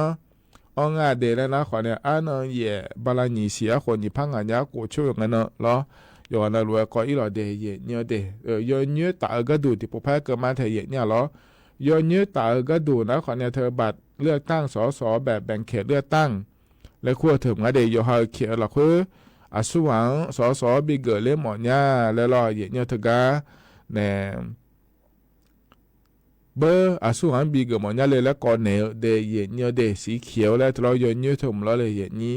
น่าจะที่หัวก็ดูนะขอเนี่ยสีชมพูและงานที่เนี่ยยอเลยถึงนะขอเนี่ยสสแบบบัญชีรายชื่อและคู่งานเดอินยุงงาเชื่อมางาเชื่อมูเจนี่จังก็เธอก็พักการเมืองและคู่เธอก็ปวเลือกตั้งชมแม่ดองถ่ายร้อยเนี่ยที่ไม่เนี่ยอยู่หานู่นเนี่ยเราคืออาเกมาอาเกมัวเรารัฐบาลบิเกแล้วเนี่ยก็เดือก็ดูก็บิมเล่หมอเนี่ยแล้วเราเนี่ยเราเดือไทยมีข้อคือลามาลานี่อย่าดืออยู่กันนะรู้ดิมันจะซาด้วยไปเหมือนดาราญานี่สัวบิมเล่หมออาเกมาอาเกมัวบิมเล่หมอเนี่ยแล้วทำนะขอเนี่ยแบบบัญชีรายชื่อแล้วงานที่เนี่ยยอเริ่มเดย์เนี่ยเดย์อาเกพาไปบิหมอเนี่ยแล้วก่อนเนี่ยแม่เนี่ยล้อน่าจะที่หัวก็ดูนะขอเนี่ยยอซื้อเราเนี่ยยอซื้อทำนะขอเนี่ยบาทออกเสียงประชามติและคู่งานเดย์เธอก็หัวก็ดูนะขอนี่รัฐธรรมนูญยอสื่อเฮยาหมอเมียโลมายาหมอยาโลเลยยาหมอเมียนะยาหมอเมียเดเลยรับแล้วงานเทียเนี่ยเรามายาหมอนะมายาหมออยู่เกิดมาเดนะไม่รับแล้วยากองงานเดยเนี่ยเดน่าแล้วอยู่เบกาเลยเกิดเขาเนี่ยมาเกิดเธอเลยรอยมยากาขอเนี่ยเฮก็เกิดมาแล้วแต่ก็เดแล้วมีเนี่ยรอเฮก็ดจิหัวโยงอะไรแล้วมาสิญญาเดขอนี่จ้อมานี่นะกตปะรออย่างเงี้ยเธอก็พัดดุมยกพื้นแล้วก็ถิ่มมาเดือยุ่มน่ารู้กันนี่บิเกินเลยจังอ่ะเนี่ยหรอเธอก็การออกเสียงประชามติแล้วขั้วเธอเกิดหน้ายกมืองามาเกิดหน้ายกมืองาแล้วยอมมาเนี่ยบดโดทะเลจังอ่ะเนี่ยเธอก็ถึงมือจะมือพายกือฮอนเนี่ยรอเนี่ยก่อนเนี่ยรอเดี๋ยวกันเนาะก็แล้วนะรอเนี่ยเดที่มีในเหตุนะก่อนแห่การเลือกตั้งเหตุแพ้เลี้ยงง่ายเดแล้วจะกะเอกะด้านไหนในบีซีบีกาเลเดเนี่ยเดเหตุนะก่อนเนี่ยที่ก็เดย์เนียวอันนั้นจะที่ก็เนียวอาคารนึงสอเดย์เนียวเดเธอเนี่ยอันนั้นนี่เช่ก็หอจะได้ในนาฬินีหลังรอเนียวเธอก็กรมป้องกันและบรรเทาสาธารณภัยรอเนียวปอพอและขั้วป่าเดย์เนียวเธอก็เนียวอย่าย่องพาอย่างเงี้ยรอเนียวเราจะเอาป่าเราจะเบียร์รอนะก็เอาป่าในจันเนี่ยเธอเดือดไทยมีคนเดียวเนี่ยยุ่มหอยเจเนี่ยยุ่มยาเนี่ยก็ดูง่าโลมาเนี่ยจะมาเจงกันมิชามิลูล่าโลเราบอกถึงลังเงโลแล้วนะขอในเนี่ยเธอก็จะพอในข้อมาจากเนี่ยเนี่ยแหละมุดยาพายแล้วงั้นเนี่ยไอ้ขอเนี่ยอาคารนึงสอก็ดูนะจ้องหอยจะได้เนี่ยเดเธอการแจ้งเตือนผ่านสัญญาณโทรศัพท์เคลื่อนที่เซลล์บอร์ดแคสและคู่งาเทียเนี่ยถึงไม่เนี่ยอาคารนึงสอก็หอจะเดี๋ยวเนี่ยนาลีนี่ละเธอก็เธอยันบอกว่าตาและฉันนี่ร้อยเนี่ยอย่างนี้ถ้าชอบกุยหรออย่างนี้อยู่หันนักเอาปาตึ๊มาล่างยาเล่แล้วนะรออย่างนี้ตีเนี่ยก็กันนี่รออย่างนี้เขามีเนี่ยเมื่อเจ้าชอบ8 วินาทีและคู่งานเทียเนี่ยตีนี่ซุ่มงาโกซีแล้วรออย่างนี้เขามีเนี่ยละคือทั่วโลกอย่างนี้รอนักการเขาเราบินมาดาราเจียเนี่ยเฮก็คอยเขาตัวล่างเดแล้ว บิชิญญาก็ดูเดลเนี่ยน่าบีมังลาแต่มันก็สมบูรณ์คนที่พระบงเหลืองไงก็เจก็ตัวละอย่างอะไรแล้วเราเจมาเจไงเราเนี่ยเราบาเหืองเจเรามิชามิลูลุงเจยงเจแล้วก็บงหลังไอ้คนเนี่ยอาคันนึงสอนนะจังหงาเดียเนี่ยไทยมีคนเดินนี่เราจังหงาเนี่ยเธอมีเนี่ยเราเลยอย่างนี้อาคันนึงสอนเราอันนั้นนี่เชงหอจะได้เนี่ยนาลีนี่ละเธอก็เธอยามเราคือเราเนี่ยนากา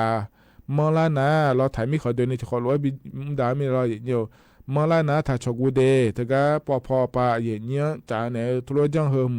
ยุ่มยังงาโลมายุ่มยังงาโลเลยจังหงาเดแล้วเราเนี่ยบิสิญญาก็ดูจะกะอากาศได้ในบิสิบิกาเลเดเนี่ยเดขณะคนนี้เห็นยุ่มเหกาตามไปอายามเหเราคุยล้อจะกะอากาศได้ในบิสิบิกาก็เกาะเดเนี่ยเหกาหนาวเนี่ยต่อชาติบิมแล้วนะฮะดามาเดอามีในชาต่อชางาเนี่ยล้อนะฮะเบียดามาเนี่ย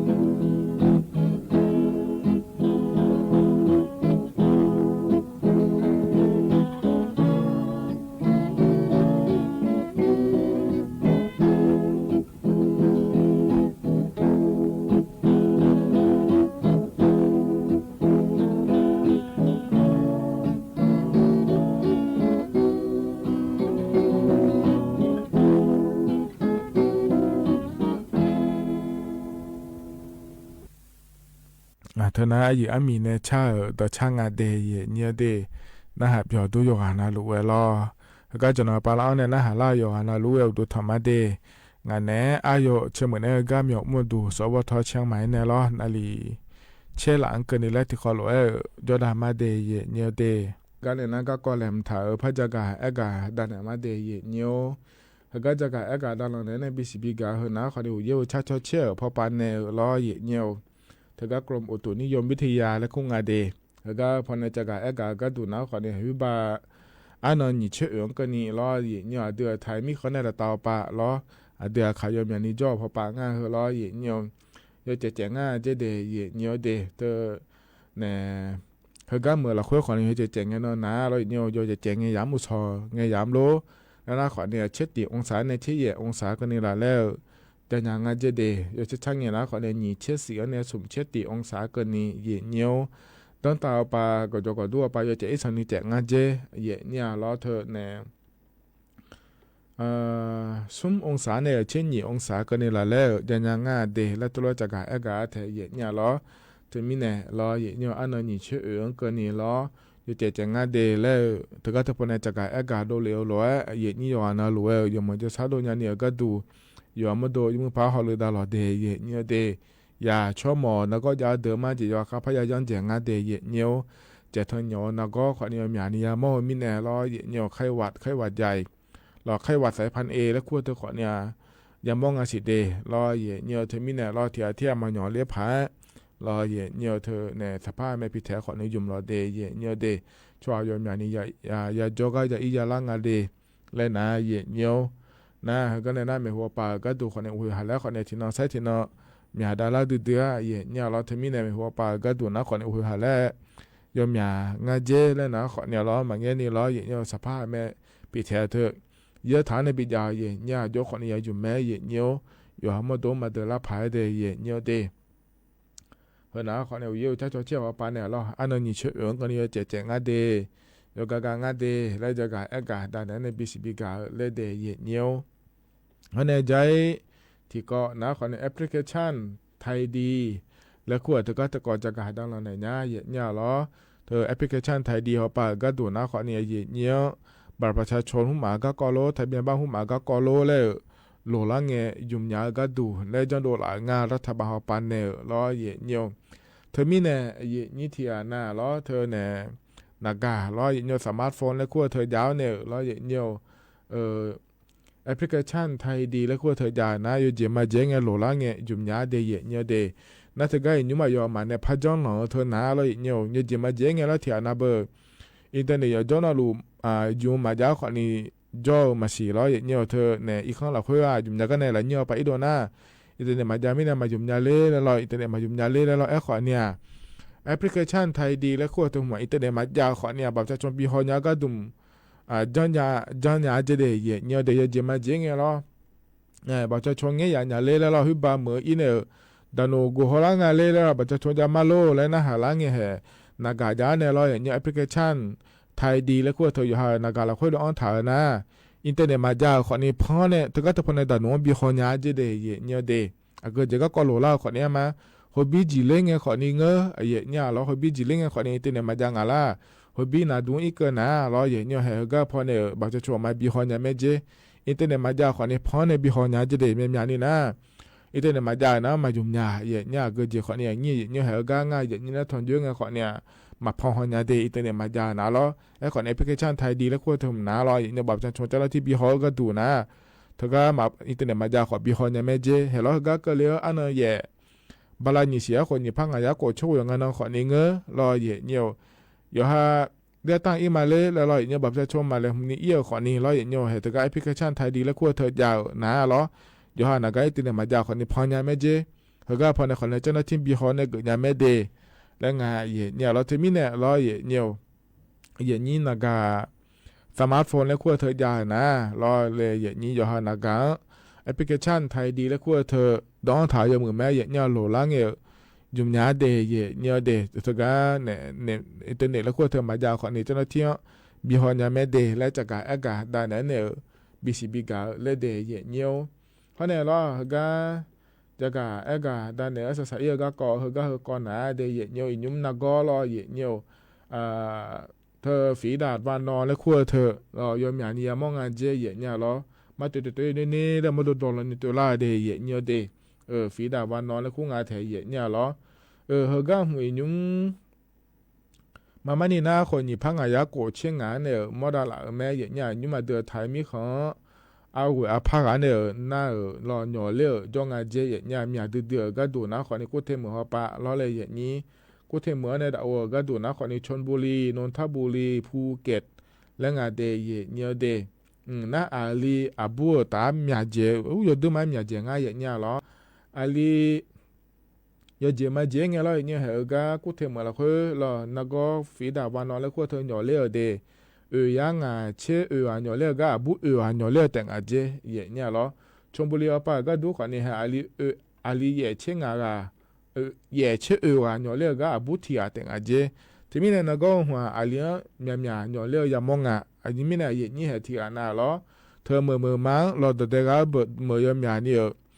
เราก็มือก็จ่อมือชาเลี้ยนะเราอยู่ห้องมือตัวเขาอยากจังอ่ะเย่เนี่ยล้อ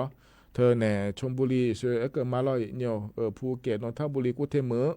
แล้วงานในอย่างนี้หรอน้าอาลีเขาเนี่ยเธอเนี่ยอาชมิเขาเนี่ยล่าโดยช่วงนี้ก็นะคนอาชมิเขาเนี่ยล่าเดืออยู่ตาเดือเหรอยมอย่างนี้มองงานจะเดียเนี่ยเดถึงมีเนี่ยเฮก็เนี่ยมีเนี่ยที่หน่อเลี้ยยามองงานแล้วรอเนี่ยยังเดแล้วตัวเกิดงานที่เนี่ยฝีดาวันน้อยเธอจะดื้อมากูละพาไงยังไม่โดนรอเนี่ยไม่พอมันไม่อยู่กันรู้แล้วจะดูหลังงานเทียเนี่ยหรอเธอมีเนี่ยนักก็หุ่นเทียมาหน่อเลี้ยพายเรามาสิญญาช่อเนี่ยเธออยู่ตาเดแล้วทุเรศจากการกางานเดยเนี่ยเธอก็กรมควบคุมโรคและควบป่าก็ดูนะรอเนี่ยเฮือนี้ก็มัวเดอรออยู่หาช่อหุ่มมาบอลเงโลแล้วรอเนี่ยอยู่หาย้อนยาพายเราช่อมีคนในล่าเดย้อนมาสิญญาช่อหาเนี่ยไม่งั้นจะรอย้อนเดถ้าอยู่แต่อีเดแล้วทุเรศเกิดงานแล้วเห็นนี่บิสิญญาก็ดูแล้วจากการด้านนั้นเนี่ยบิสิบิกาเลเดเนี่ยน่าจะต่อหรือว่าอย่างนี้นะถอนจุนแล้วจากการด้านนั้นเนี่ยบิสิบิการอเนี่ยเหรอกันเนี่ยนะยามข้าจะเล่าเหรอเดไอ้ชาการเลยบินาหาดากันมาอย่างนี้ยุ่งเจียกับพนักบินาหาดาเหรอนะเราอย่างนี้อายุบุออกเนี่ยชางาเดไอ้ยามข้าจะเล่าร้อยบินาหาดาเนี่ยไอ้ยามเจียนะก็อีมาเราอยู่นะเราจีจมือเราเดเนี่ยคันนี้สาวหลักขาเชตานี่ทุลาเนี่ยล้อนาฬิกาล้านเนี่ยก็หลังกันนี่ที่เขาลอยเลยก็มีหัวหมดูล้อสวทเชียงใหม่เนี่ยพัฒนจุฬามาเดโอ้ยมาอุดุธรรมา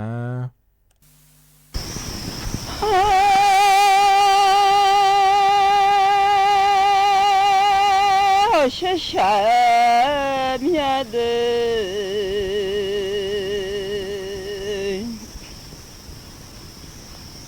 มาชา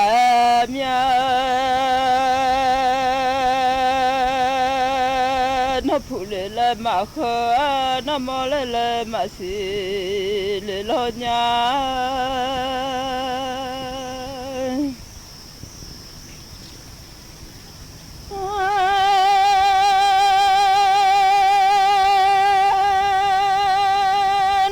ผู้เล่ละมาขอ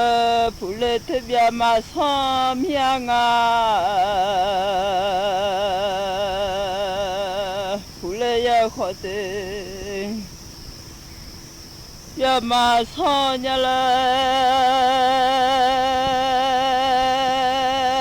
น้ำมอเล่ละมาสิเล่ามอเล่ขชื่อขนาละเช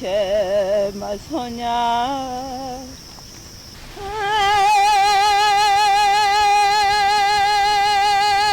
น้าผู้เล่ละมาขอผู้เล่ละขอเตบียมาซ้อนยาละน้ามอเล่ละมาเสียเล่มอเล่ขอชื่อขนาละเชมาซ้อนยาละ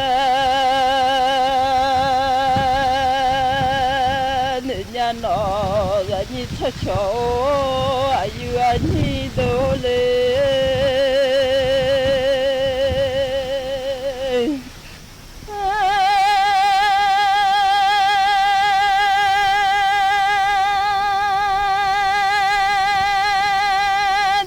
ผู้เล่งาดอกทั่วแต่เล่ล้อชมเล่งาดอกงา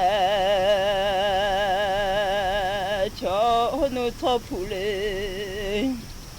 งาดอกเวมาทองลนาชาวเวมาตาชอลัวญาละดูชอบผู้เลยดอกเวทั่วแต่เลเด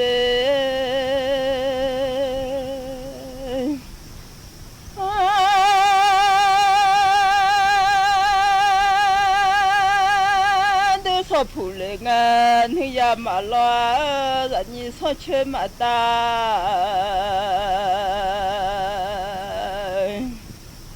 สองลัวเนี่ยเลยเนี่ยชดยอดดูเพียรา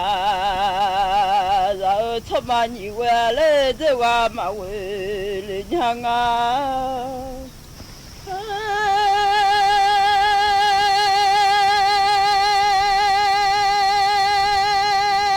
你错家了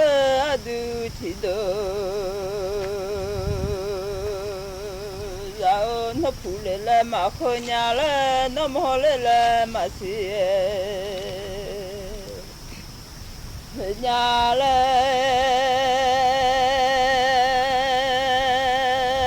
咱来提着嘛唱了伢，他来提着嘛铺了伢错错有啊你都的。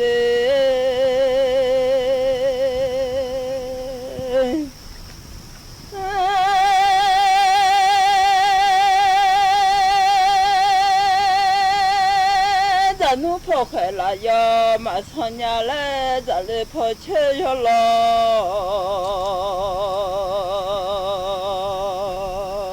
ยมาพูดเลยญาแล้วญาโนชิชามญานิมาลาคุยชาลาญา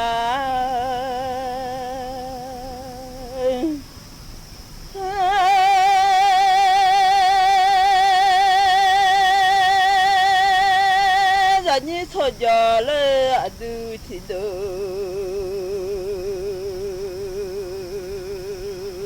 然后都把门喊，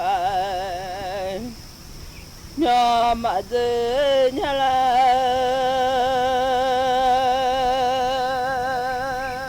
什么一切还苗嘛铺了都错铺了到我痛爱的。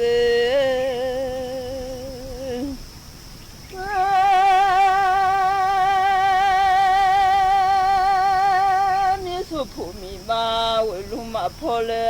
มีเจงหาผู้มีมาเวลุพอเลโลทุมาเลเวมามาโยเลยญาละงามหอมีมาเวงออยู่เลโลทยาเดเลอากาเขามีลูกมีหลานมีครอบครัวที่ต้องดูแลอาจจะนอกลู่นอกทางไปบ้างเพราะฉะนั้นเราต้องปรับในโครงสร้างตรงนี้ด้วยเรื่องเงินเดือนเรื่องสวัสดิการของตำรวจเนี่ยค่ะครับคุณจตุรงค์ครับเราฟังเสียงนักการเมืองมาเยอะแล้วอยากฟังเสียงประชาชนบ้างจังครับชวนไปฟังเสียงประชาชนที่จังหวัดแม่ฮ่องสอนนะครับคาดหวังการเลือกตั้งครั้งนี้มากน้อยขนาดไหนเชิญครับวันที่8 กุมภาพันธ์ซึ่งเป็นวันสำคัญของในประเทศของเราทั่วประเทศจะมีการเลือกตั้งสมาชิกสภาผู้แทนราษฎรทั่วประเทศก็อยากให้ท่านออกมาใช้สิทธิ์ใช้เสียงกันเพื่อเป็นสิทธิของท่านทุกท่านเพื่อจะได้เลือกสรรเอาคนที่มีประโยชน์มีความรู้ที่ฉลาดเวลาที่จะทำประโยชน์ให้แก่พ่อแม่พี่น้องในจังหวัดแม่ฮ่องสอนของเราแล้วก็มีความรับผิดชอบต่อประชาชนทั่วไปที่จะมาเป็นตัวแทนของเราก็อยากให้ท่านพ่อแม่พี่น้องออกมาใช้สิทธิ์ใช้เสียงเพื่อที่จะเลือกเอาคนที่ดีคนที่มีคุณภาพที่จะมาเป็นตัวแทนของเราต่อไปครับขอเชิญนะครับ วันที่ 8 กุมภาพันธ์นี้ก็ขอเชิญพ่อแม่พี่น้องชาวจังหวัดแม่ฮ่องสอนของเราออกมาใช้สิทธิ์เพื่อเลือกตั้งสสไปเป็นตัวแทน ณ ห้องออดิทอเรียมอาคารศูนย์ปฏิบัติการสถานีวิทยุกระจายเสียงแห่งประเทศไทยลงทะเบียนเข้าชมได้ที่ Facebook Fanpage ถนนดนตรีเรายังเป็นนักเดินทาง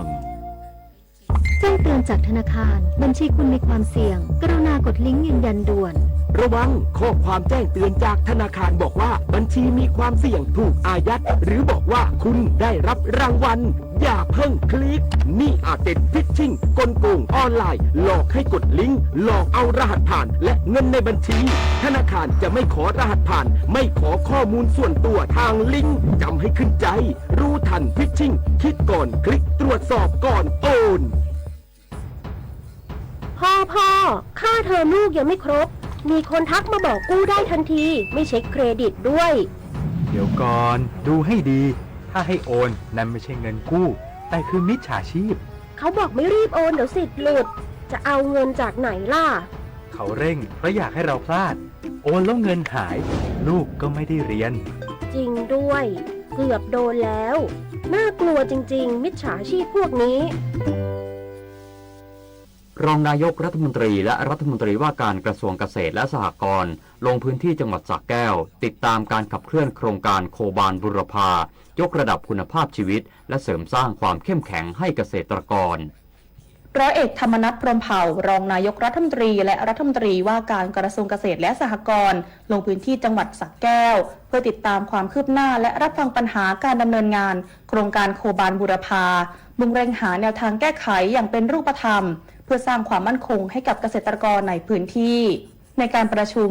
รัฐมนตรีว่าการกระทรวงเกษตรและสหกรณ์ได้รับฟังรายงานผลการดำเนินงานอุปสรรคและข้อจำกัดที่เกิดขึ้นในช่วงที่ผ่านมาเพื่อนำข้อมูลมาวิเคราะห์และกำหนดแนวทางการแก้ไขอย่างเป็นระบบโดยเน้นให้โครงการโคบาลบูรพาเดินหน้าต่อไปได้อย่างมีประสิทธิภาพตรงตามวัตถุประสงค์ในการสร้างอาชีพสร้างรายได้และยกระดับคุณภาพชีวิตของเกษตรกรในพื้นที่ภาคตะวันออกอย่างยั่งยืนร้อยเอกธรรมนัสกล่าวว่าการลงพื้นที่ครั้งนี้มีเป้าหมายสำคัญคือการรับฟังเสียงสะท้อนจากเกษตรกรและหน่วยงานในพื้นที่เพื่อให้ทราบถึงปัญหาที่แท้จริงและนำไปสู่การปรับปรุงแนวทางการดำเนินงานให้สอดคล้องกับสภาพความเป็นจริงพร้อมยืนยันว่ากระทรวงเกษตรและสหกรณ์พร้อมสนับสนุนและผลักดันโครงการโคบาลบุรพาให้เกิดผลเป็นรูปธรรมหลังเสร็จสิ้นการประชุมรองนายกรัฐมนตรีและคณะยังมีกำหนดการพบปะพี่น้องเกษตรกรในพื้นที่เพื่อมอบนโยบายและให้กำลังใจในการขับเคลื่อนโครงการต่อไปเพื่อสร้างความเข้มแข็งและความมั่นคงให้กับภาคการเกษตรของจังหวัดสระแก้วในระยะยาวสดัญชนารถชุ่มสวท.สระแก้วรายงานผู้ว่าราชการกรุงเทพมหานครร่วมแสดงวิสัยทัศน์เมืองอัจฉริยะที่ใช้เทคโนโลยีเพื่อแก้ปัญหาฝุ่น PM 2.5 ในทุกมิตินายชาติชาติ สิทธิพันธ์ผู้ว่าราชการกรุงเทพมหานครร่วมกล่าวปาฐกถาพิเศษเรื่องวิสัยทัศน์เมืองอัจฉริยะเทคโนโลยีเพื่อแก้ไขปัญหา PM 2.5 อย่างยั่งยืนภายในงานประกาศความร่วมมือในการนำเทคโนโลยี Edge AI และ AI บนอุปกรณ์มาใช้รับมือวิกฤตฝุ่น PM 2.5 เพื่อคุณภาพชีวิตและสุขภาพของคนไทยโดยผู้ว่าราชการกรุงเทพมหานครได้กล่าวถึงเทคโนโลยีต่างๆที่กรุงเทพมหานครใช้ในการบริหารเมืองและการจัดการฝุ่นละอองขนาดเล็กอย่างเป็นระบบเน้นการตรวจสอบต้นตอการพยากรณ์ล่วงหน้าและการอำนวยความสะดวกให้ประชาชนเช่นเทคโนโลยีติดตามและพยากรณ์ใช้ข้อมูลจากดาวเทียมเพื่อวิเคราะห์การกระจายตัวของฝุ่นและจุดความร้อน Low Emission Zone หรือ LEZ ที่ระบบคัดกรองรถยนต์ที่ผ่านเข้าเขตมลพิษต่ำที่กำหนดโดยมีการใช้ระบบลงทะเบียนบัญชีสีเขียวสำหรับรถบรรทุกที่ผ่านการตรวจสภาพเพื่ออนุญาตให้เข้าพื้นที่ได้และการบริหารจัดการเมืองดิจิทัลได้แก่ระบบ Work from Home Platform ที่กรุงเทพมหานครมีระบบลงทะเบียนเครือข่ายหน่วยงานภาครัฐและเอกชนเมื่อค่าฝุ่นพยากรณ์แตะระดับสีแดงจะมีการแจ้งประสานงานผ่านแพลตฟอร์มเพื่อให้พนักงานทำงานที่บ้านลดมลพิษจากการเดินทางได้ทันทีจุฑามาศรักษาพันธ์รายงานจังหวัดเชียงใหม่ประชุมกำหนดแนวทางและแผนงานการปรับโครงสร้างภาคการเกษตรเพื่อป้องกันและแก้ไขปัญหาฝุ่น PM 2.5 ยกระดับคุณภาพชีวิตของเกษตรกร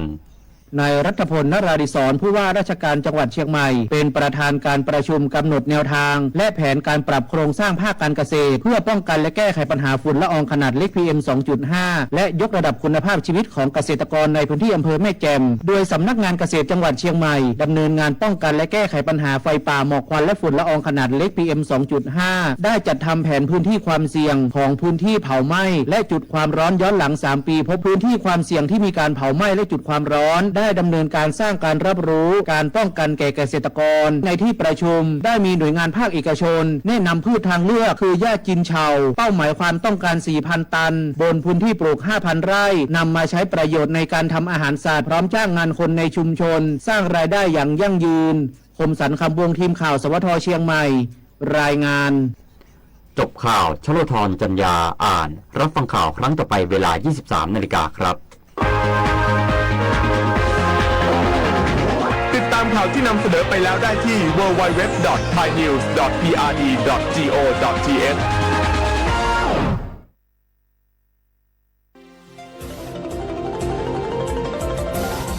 วิทยุแห่งประเทศไทยให้ความรู้กู้ความสุข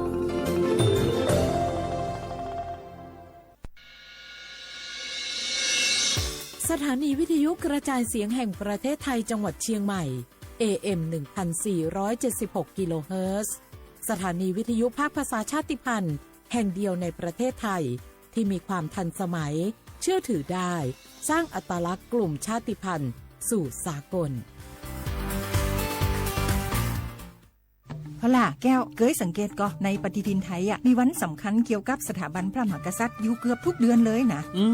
แต่ก็นี่แต่กะไปอย่างเช่นเดือนมกราคมวันที่17วันป่อขุนรามคำแหงวันที่18วันสมเด็จพระนเรศวรมหาราชส่วนเดือนมีนาคมวันที่31วันพระบาทสมเด็จพระนางเกล้าเจ้าอยู่หัว2เมษายนวันคล้ายวันพระราชสมภพกรมสมเด็จพระเทพราช6เมษายนวันจักรี4พฤษภาคมวันชัดมงคล3มิถุนายนวันเฉลิมพระชนมพรรษาสมเด็จพระนางเจ้าพระบรมราชินี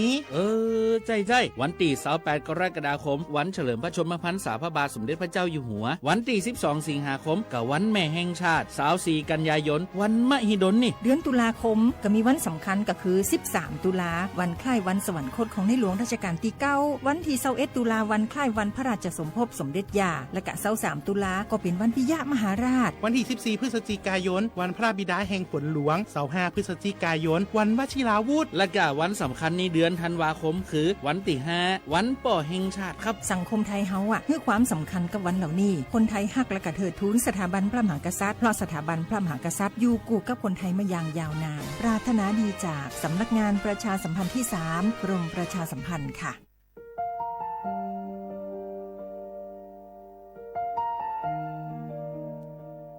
ขอน้อมเกล้าถวายอาลัย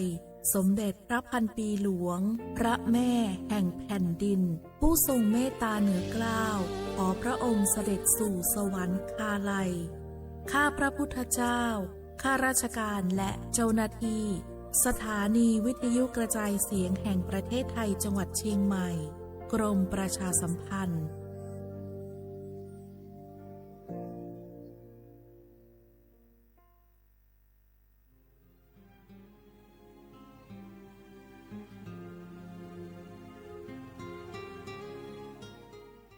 This is a moment of profound grief for the Kingdom of Thailand. We, the collective voices of Radio Thailand Chiang Mai, join the Thai nation in mourning the passing of our beloved Queen Martha, Her Majesty Queen Sirikit.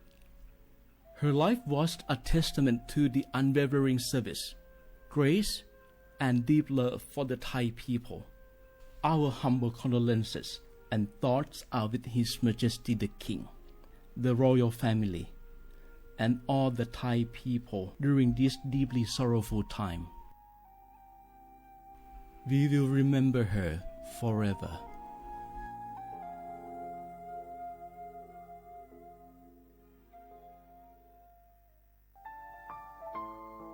เฮาข้าพี่น้องเจ้าคือไต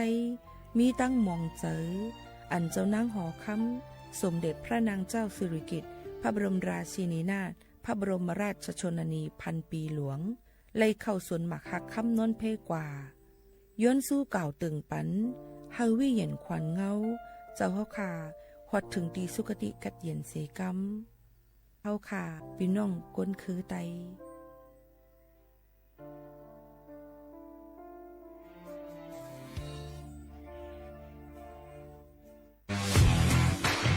รัฐบาลไทยประกาศสงครามสแกมเมอร์รัฐบาลจึงได้ประกาศสงครามกับสแกมเมอร์ในฐานะที่สแกมเมอร์เป็นวาระแห่งชาติ และในวันนี้ผมก็ได้ใช้โอกาสนี้มารายงานความคืบหน้าและเน้นย้ำถึงสิ่งที่เราต้องร่วมกันทำต่อไปรัฐบาลได้จัดตั้งคณะกรรมการอำนวยการป้องกันและปราบปรามอาชญากรรมทางเทคโนโลยีขึ้นมาโดยมีผมเป็นประธานด้วยตนเองเพื่อให้ทุกหน่วยงานทำงานไปในทิศทางเดียวกันเราได้มีการลงนามบันทึกความเข้าใจระหว่าง 15 หน่วยงานหลักทั้งภาครัฐและภาคเอกชนตลอดจนสถาบันการเงินเพื่ออุดช่องโหว่ทางการเงินและตัดเส้นทางเงินของขบวนการอาชญากรรมเหล่านี้สิ้นซาก รวมพลังคนไทยต้านภัยสแกมเมอร์นายอนุทิน ชาญวีรกูลนายกรัฐมนตรี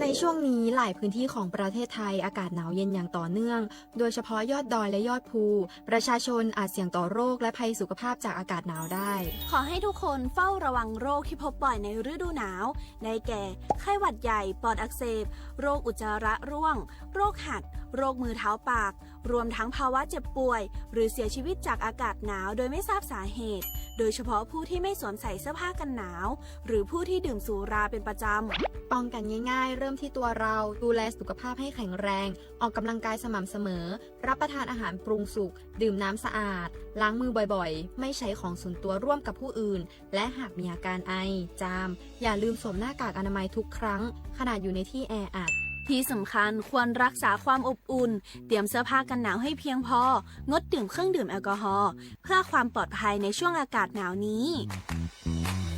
ดูแลสุขภาพให้แข็งแรงตลอดช่วงฤดูหนาวนี้กันด้วยนะคะด้วยความปรารถนาดีจากสำนักงานประชาสัมพันธ์ที่ 3 กรมประชาสัมพันธ์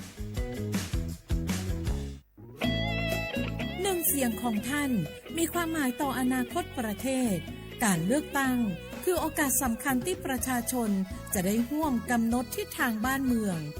ขอเชิญชวนพี่น้องประชาชนผู้มีสิทธิ์เลือกตั้งทุกท่านออกไปใช้สิทธิ์เลือกตั้งปี 2569 เลือกคนดีเลือกผู้แทนที่ตั้งใจทำงานเพื่อประโยชน์ของประชาชนบดีปล่อยให้เสียงของท่านเงียบหายเพราะประชาธิปไตยเริ่มต้นที่การไปใช้สิทธิ์ร่วมกันไปเลือกตั้งอย่างพร้อมเพรียงกันวันอาทิตย์ที่ 8 กุมภาพันธ์ 2569 8 โมงเช้าถึง 5 โมงแลงใจสิทธิ์ใจเสียงเพื่ออนาคตของประเทศไทย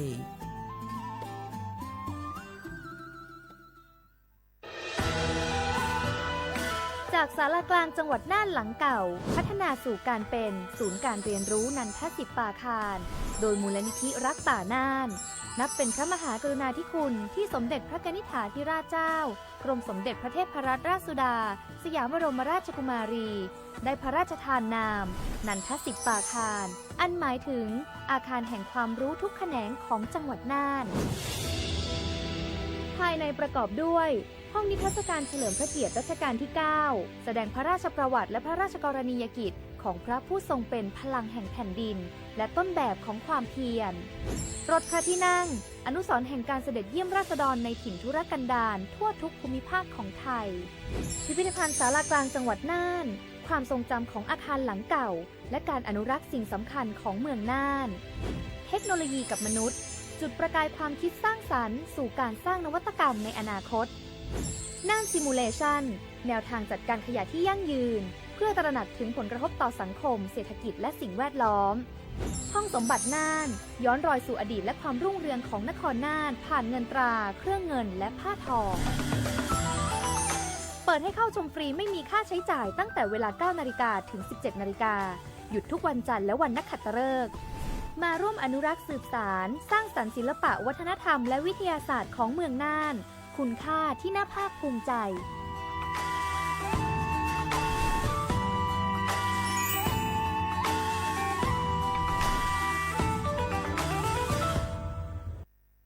เจ็บป่วยต้องหาหมอ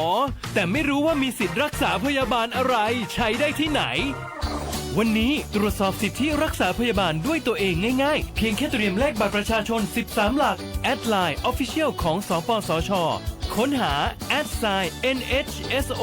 กดเพิ่มเพื่อนจากนั้นมองหาสัญลักษณ์รูปบัตรประชาชนกดเมนูตรวจสอบสิทธิแล้วทำตามขั้นตอนหรือโทรสายด่วนสปสช1330กด2ตรวจสอบสิทธิตลอด24ชั่วโมงหลักประกันสุขภาพแห่งชาติบัตรทอง30 บาทสิทธิหลักประกันสุขภาพของคนไทยพี่น้องเขาสนใจใครปืนเผาผ่านตั้งห้องเปิดเซ็งสวทเก้งใหม่ปั่นตั้งหูห่มปาดังมีดังซื้อถ่อมแจ้งแล้งหลีกว่าไก่ในปื้นตีเจดอนเก้งใหม่กับสืบมาไลดีสวทเก้งใหม่หมายฟ้น053-276-068และ092-246-8579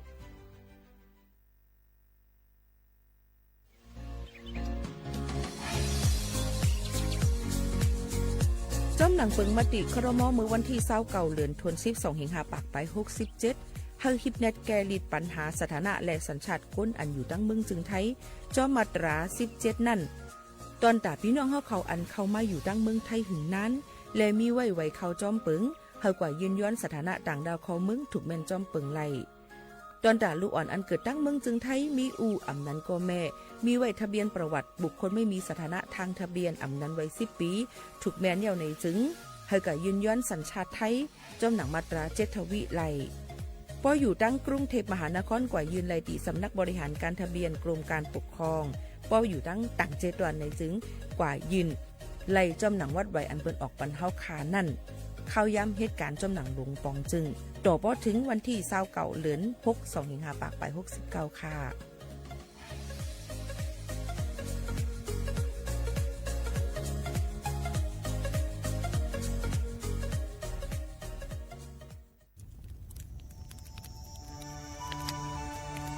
จ่องหู้คาหือ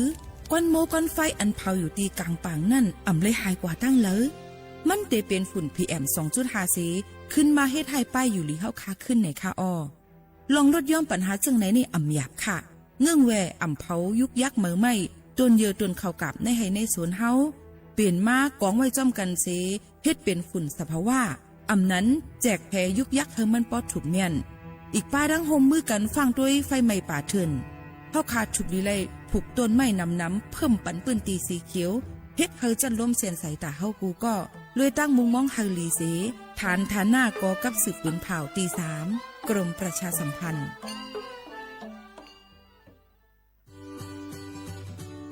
พี่น้องเฮาเขาค่ะพอถึงมาในวันอาทิตย์ที่8เดือนธันวาคม25ปากไป69พี่น้องเฮาเขาจะเจออันเลยเป็นเจอคือไทยสัญชาติไทยเย้าอย่าไปลืมก่อยหย่อนเนแคบกลางเจอกว่าเลือกตั้งอองตีมีจือเฮาขานั่นในค่ะข้าวย่ำ8:00 นกลางในต่อถึง5:00 นไว้วันค่ะอ้อคักตอนง่ายๆค่ะเตเจอวัดไว้กับตัวอันเดียวกุ้ยก้นอันมีสุนตาเตกว่าหย่อนในแคบกลางเจอเตเลยวัดไว้หย่อนในแคบกลางใจอยู่3ไว้3สีจ้อมกันในค่ะอ้อสีเขียวเตเป็นวัดไว้เลือกตั้งสสแบบแบ่งเขตเลือกตั้งค่ะสีของเตเป็นไว้เลือกตั้งสสแบบบัญชีรายชื่อและสีเหลืองเตเป็นไว้ออกเสียงประชามติแก้ไขรัฐธรรมนูญในค่ะออกกว่าใจสุนในสุนเป็นตาอนาคตตั้งนาอันฮอกคาเลือกไว้ลุยมือโตเจ้าเก่าอย่าลืมกว่าเลือกตั้งกันค่ะนะ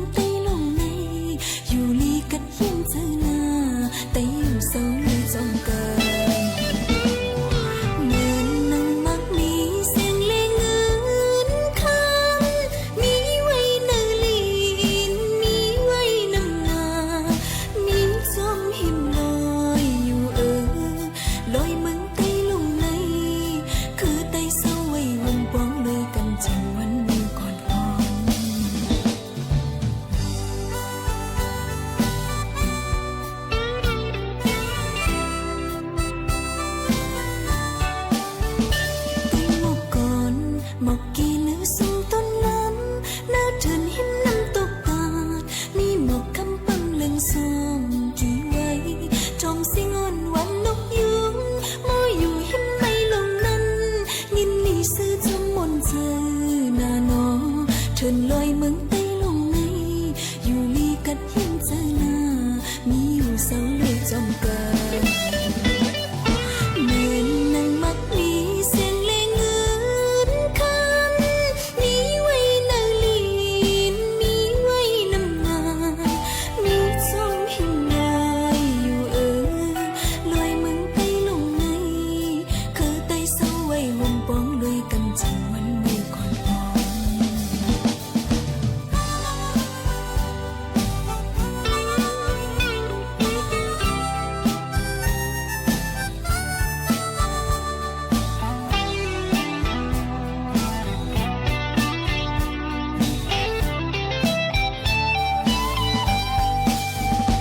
น้ำมนต์ไหลตีเอาตีไก่ลงลุงลัดผาจอมห้วยจอมเจินมันแก่นตื้อหังลีนาลอยเตยอย่าสุ่มหน้าสายลอยยาวหน้าเถินคือไม่เขียวนั้นมันมีซื้อจนปนปืนหน้าหนอเพียนลินเมืองใต้ลงในอยู่ลีกัดยินเจอหน้าไต้อยู่เสาเลยจอมกัน เมืองนั้นมักมีเสียงเลงเงินคำมีไว้นาลีนมีไว้น้ำงามีจอมหิมลอยอยู่ลอยเมืองใต้ลงในคือใต้เสาไว้ห่มปองลอยกันจริงวันมีก่อนพร้อม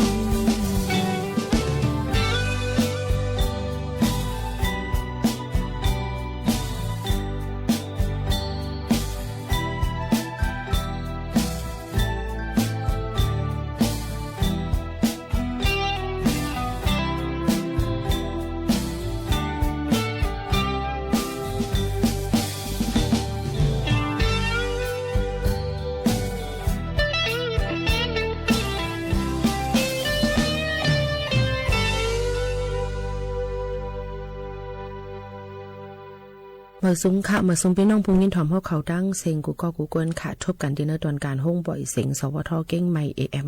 147กิโลเฮิรตซ์ค่ะทบจำกันกูวัน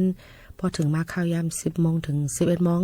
กลางเนื้อกลางคำอยู่จอมขาวหมูขาวนุ่นสุภาวันเชื้อสารวินเป็นอุ้ยกอเอเซปอแม่พี่น้องเฮาเขา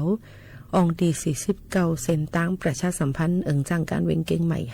50100ผมชมฮับดอนพี่น้องเขากูก็กูกวนตั้งหมดตั้งเสียงอยู่ค่ะฮับถอมจำกันที่ในถอมตั้งเรดิโอออมลุ้ม AM 147กิโลเฮิรตซ์ถอมตั้งแฟนเพจ Facebook สวทเก่งใหม่ AM 147กิโลเฮิรตซ์หมายฝนกับสืบ0532760007ในค่ะกับสืบมาข่าวยามอันเป็นเหตุการณ์จำหนังในตอนการภาษาความแต่เฮาคานันเตลีเลอเซเปิ้นย้อนบ่ว่าต่างข่าวยามแต่มีพี่น้องผู้จัดการต่างเจ้าคือเขาเนี่ยอยู่อำปองความกันในแคนดอป่องเจอและย้อนน้อมไม่ท่าอ่อนตั้งในค่ะอปอแม่พี่น้องเฮาเขาค่ะตอนดาเฮาค่ะฮบทบจมกันยาวเนี่ยค่ะอย่าลืมค่ะเนาะอำมาที่เป็นรองสังกะยาวเนี่ยค่ะเฮาค่ะฮู้ไว้แคนสิไว้ฮู้เนี่ยค่ะมาถ่อมเนี่ยเป็นปื้นฮู้ตั้งหันจำกันกว่าเดี๋ยวมีรองสังหลายๆฝากตวนจนถึงพี่น้องเขาในแคนดอเปิ้งมงมองอย่างนำเสคำค่ะ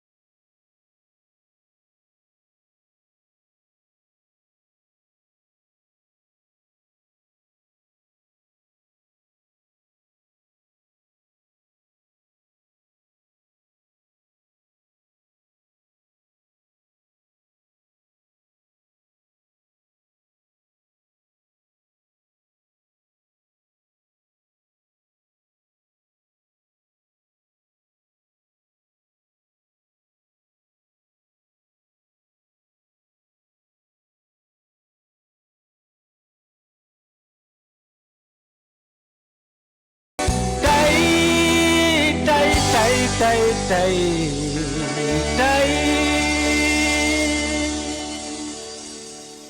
ี่น้องเขาค่ะอันจำเลยถึงมาปังเลือกตั้งย่อนในแคบกลางเจอเลือกตั้งนั่นนะคะในวันอาทิตย์ที่8 เดือนธันวาคม 22 เฮงปลาย26นั่นเข้าย่ำ8 โมงกลางในต่อถึง5 โมงกลางค่ำกว่าเลือกตั้งก้นอันดีไลเจอและเปิ้นได้มาเหตุการณ์ดังเตี้ยนเฮาค่ะนั่นขนาดเนาะในเต็มมีปันไว้อยู่3เบอร์ในค่ะไว้สีเขียวไว้สีของไว้สีเหลืองในค่ะเลือกไว้สีเขียวเลือกให้มันถูกแบบนั้นขนาดเนาะโยก็กว่าใจสุนเป็นอยู่ในแคบกลางเจอหนึ่งคือป้อนเตถูกแม่นจำหนังปักเปิงใหม่มีเฮาคาและอำนดย่อมสุนเป็นเฮาคาดอนดาก้นจะเจออันนี้ใบวัดไว้ไทยโหปากเต็มสัก18ขึ้นเนื้อในนั่นค่ะพี่น้องเฮาเขาค่ะนี่ก็ฝากตอนจนถึงพี่น้องเขาจึงหนังในค่ะอ้อ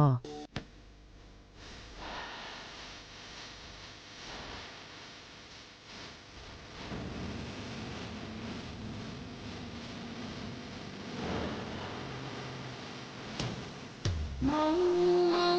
ห้องหลังมองมาเห็นอยู่ช่างไหลมังเป็นเพื่อนเลิศเร็วไปเมื่อยามไหน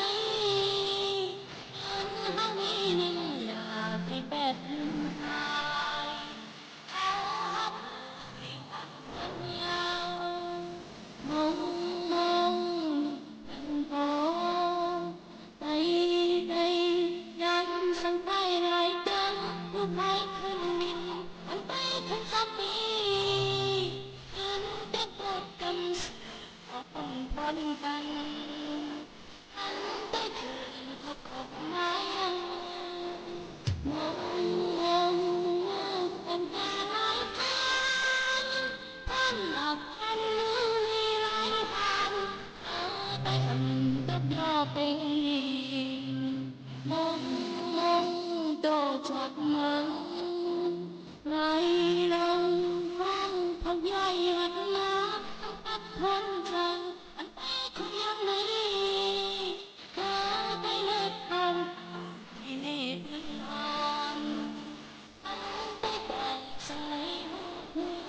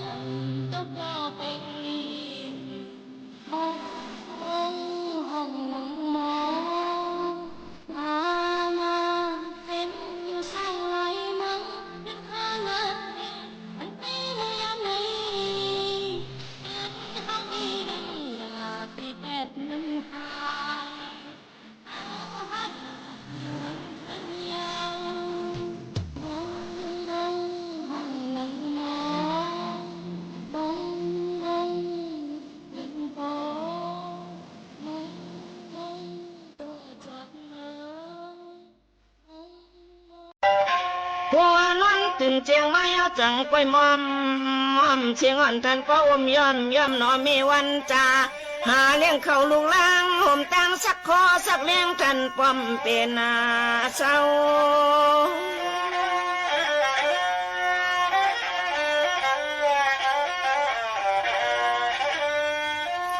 ถึงปีหมู่มาอย่ามาเย้าไปจำเช่นตังหนึ่งแกนหน้าไว้อ่องไว้อังควันเขาเฮียนานมีผ้าปังปอเลจอมตีจอมเอาในนอ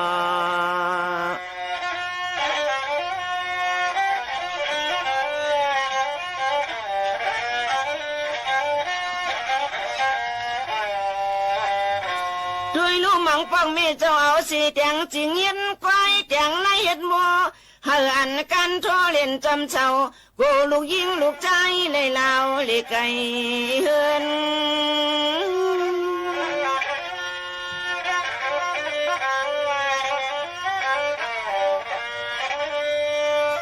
เมียเจ้าน้องตาน้องข้าว่าจะไก่อบละจูต่อ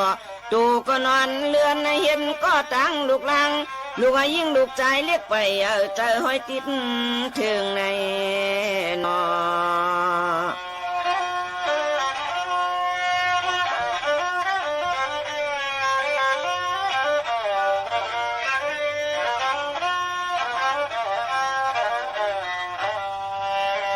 จองว่าตั้งลุงตั้งกินตั้งสุงก็นอเมคำมาครึ่งหนึ่งตรงควันย้อนเข้าลูกล้างห่างป้อมเป็นนั่งเป็นนอน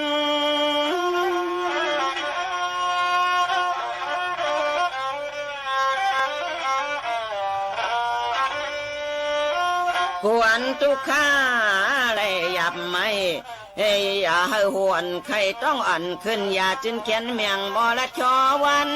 ยามเมื่ออันลูกนอนวันไหนก็ไปภายจอมเตือนก็งอมแงมโกลูกยินเสียงในนอ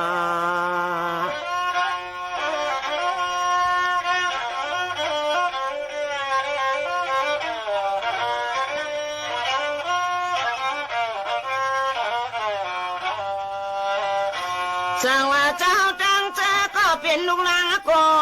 ทอมคอโซคอความก็เป็นแม่เฮาอย่าไปเทียงพาผู้ใดก็จึงให้มีภาคุณแม่คำเจ้าเฮาตั้งจอมมวย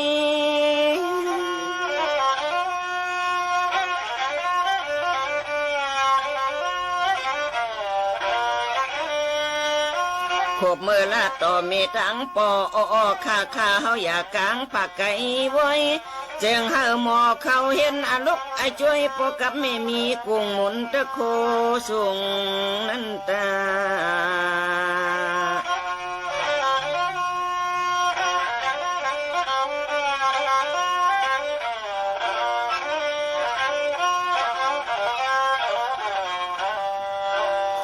สังวานับถือโกยำลีเลียงเพิงมันตาโกในตกลมน้องย้อนไข่องค์มุนตะโคก็เป็นเมียเฮาในหายสังแตกเนืองเมาเหือมี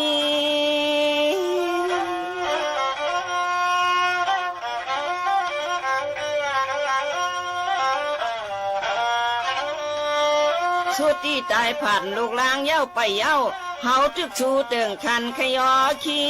มีรองตังทุกข้าทุกขอนางก้อนเนี่ยเติงเก่าหาผ้าคุณปอตั้งไม่มากุมมาแก้มในนอ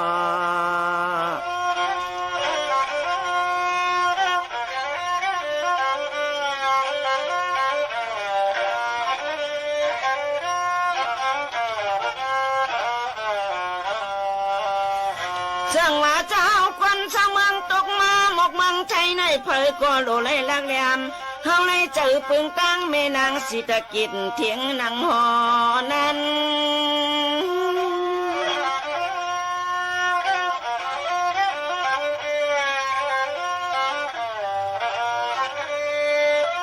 อย่าปีเฮ็ดนักกว่าลองจะลือจะลาอย่าว่าความจ้ากรรมขาดนะปีนี้ขึ้นวันจันทร์เมื่อไรก็ชูเจ้าเฮาขัดทางเสียงหลีชุดตองเมียงปันแม่เป็นเจ้านางสิตะกิจกันจึนเจอในนอ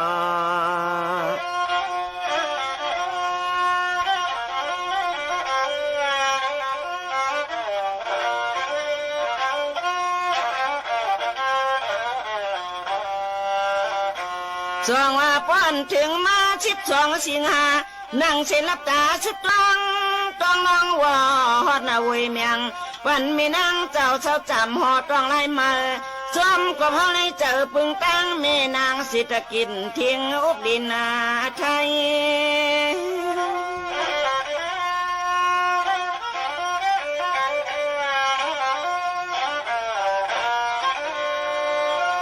ให้อันอายุยาวอายุอาชักยาวสิอยู่จีอยู่มีหน่วยเอาค่ะอำว่ายุนและต่างไตไผมาเปิงทองปองลองลีลองงามขิงข่าเลือนเมียดวันที่10มาสว่างในนอ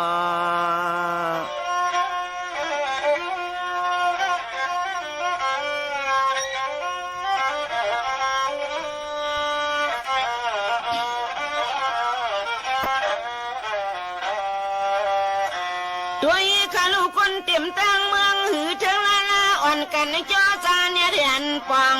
ทองหอดกันกูก็กูคนกูเจอกูคืออำหายไว้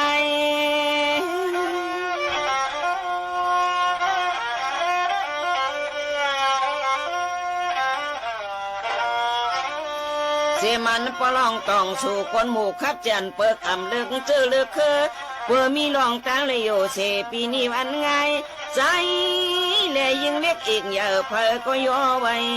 วันสาในนอ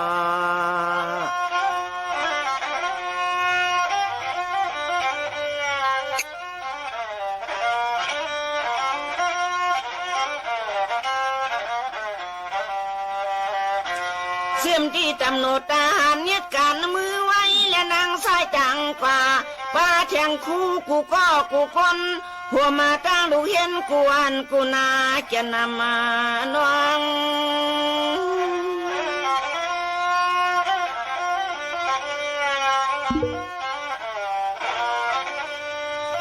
เสียมที่เสียต่อคำเจ้าเขากูวัดกูจองเพออำเพอก็นอสุดตองเติงถึงเจ้านางเจ้าคำแม่นางสิตะกินทิ้งน้ำทิ้งอาลินในนอ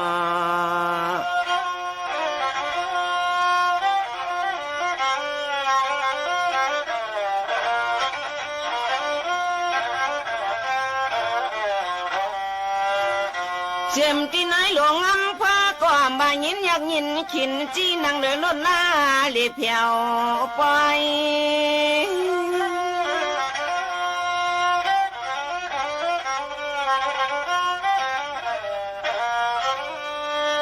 เสียมันท่านผู้ว่าเขาก้อมจานคันไข่ลอยไฟละจั่วถูกุ้งมุนไม่มีนำในนอ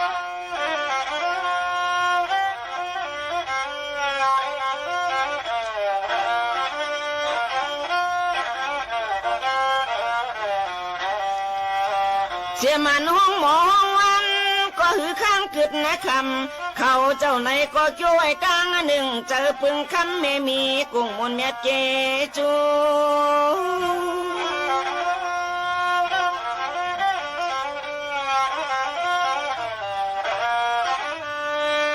กว่าวันพุ่งกุ้งเอาหงยานาเจ้าเมว่าจะกินลูกอมทับดมนั้นมันแก่นก้อยทูนูยำเมยอันเมคำเจ้าเฮาขย้อนคำเมตตาอย่าไปความพันไม่มันตุนเยนาเปลี่ยนเพื่อมีน้ำมีนองกำคำเมตตาคุณเมคำเจ้าอดมาทองในนอ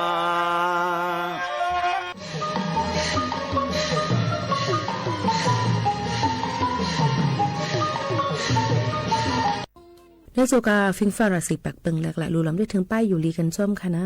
ตัวไหนยิงหมวกขาวโน่ในเสียงยังไปหายลีในค่ะเนาะยังติดเป็นในอยู่ในค่ะซึ่งคือกลีค่ะคัดเจอลุ่มล้าป้ายอยู่ลีเฮาค่ะเฮาเตรียมทนเตลีหรือสิเพิ่นในค่ะอ๋อ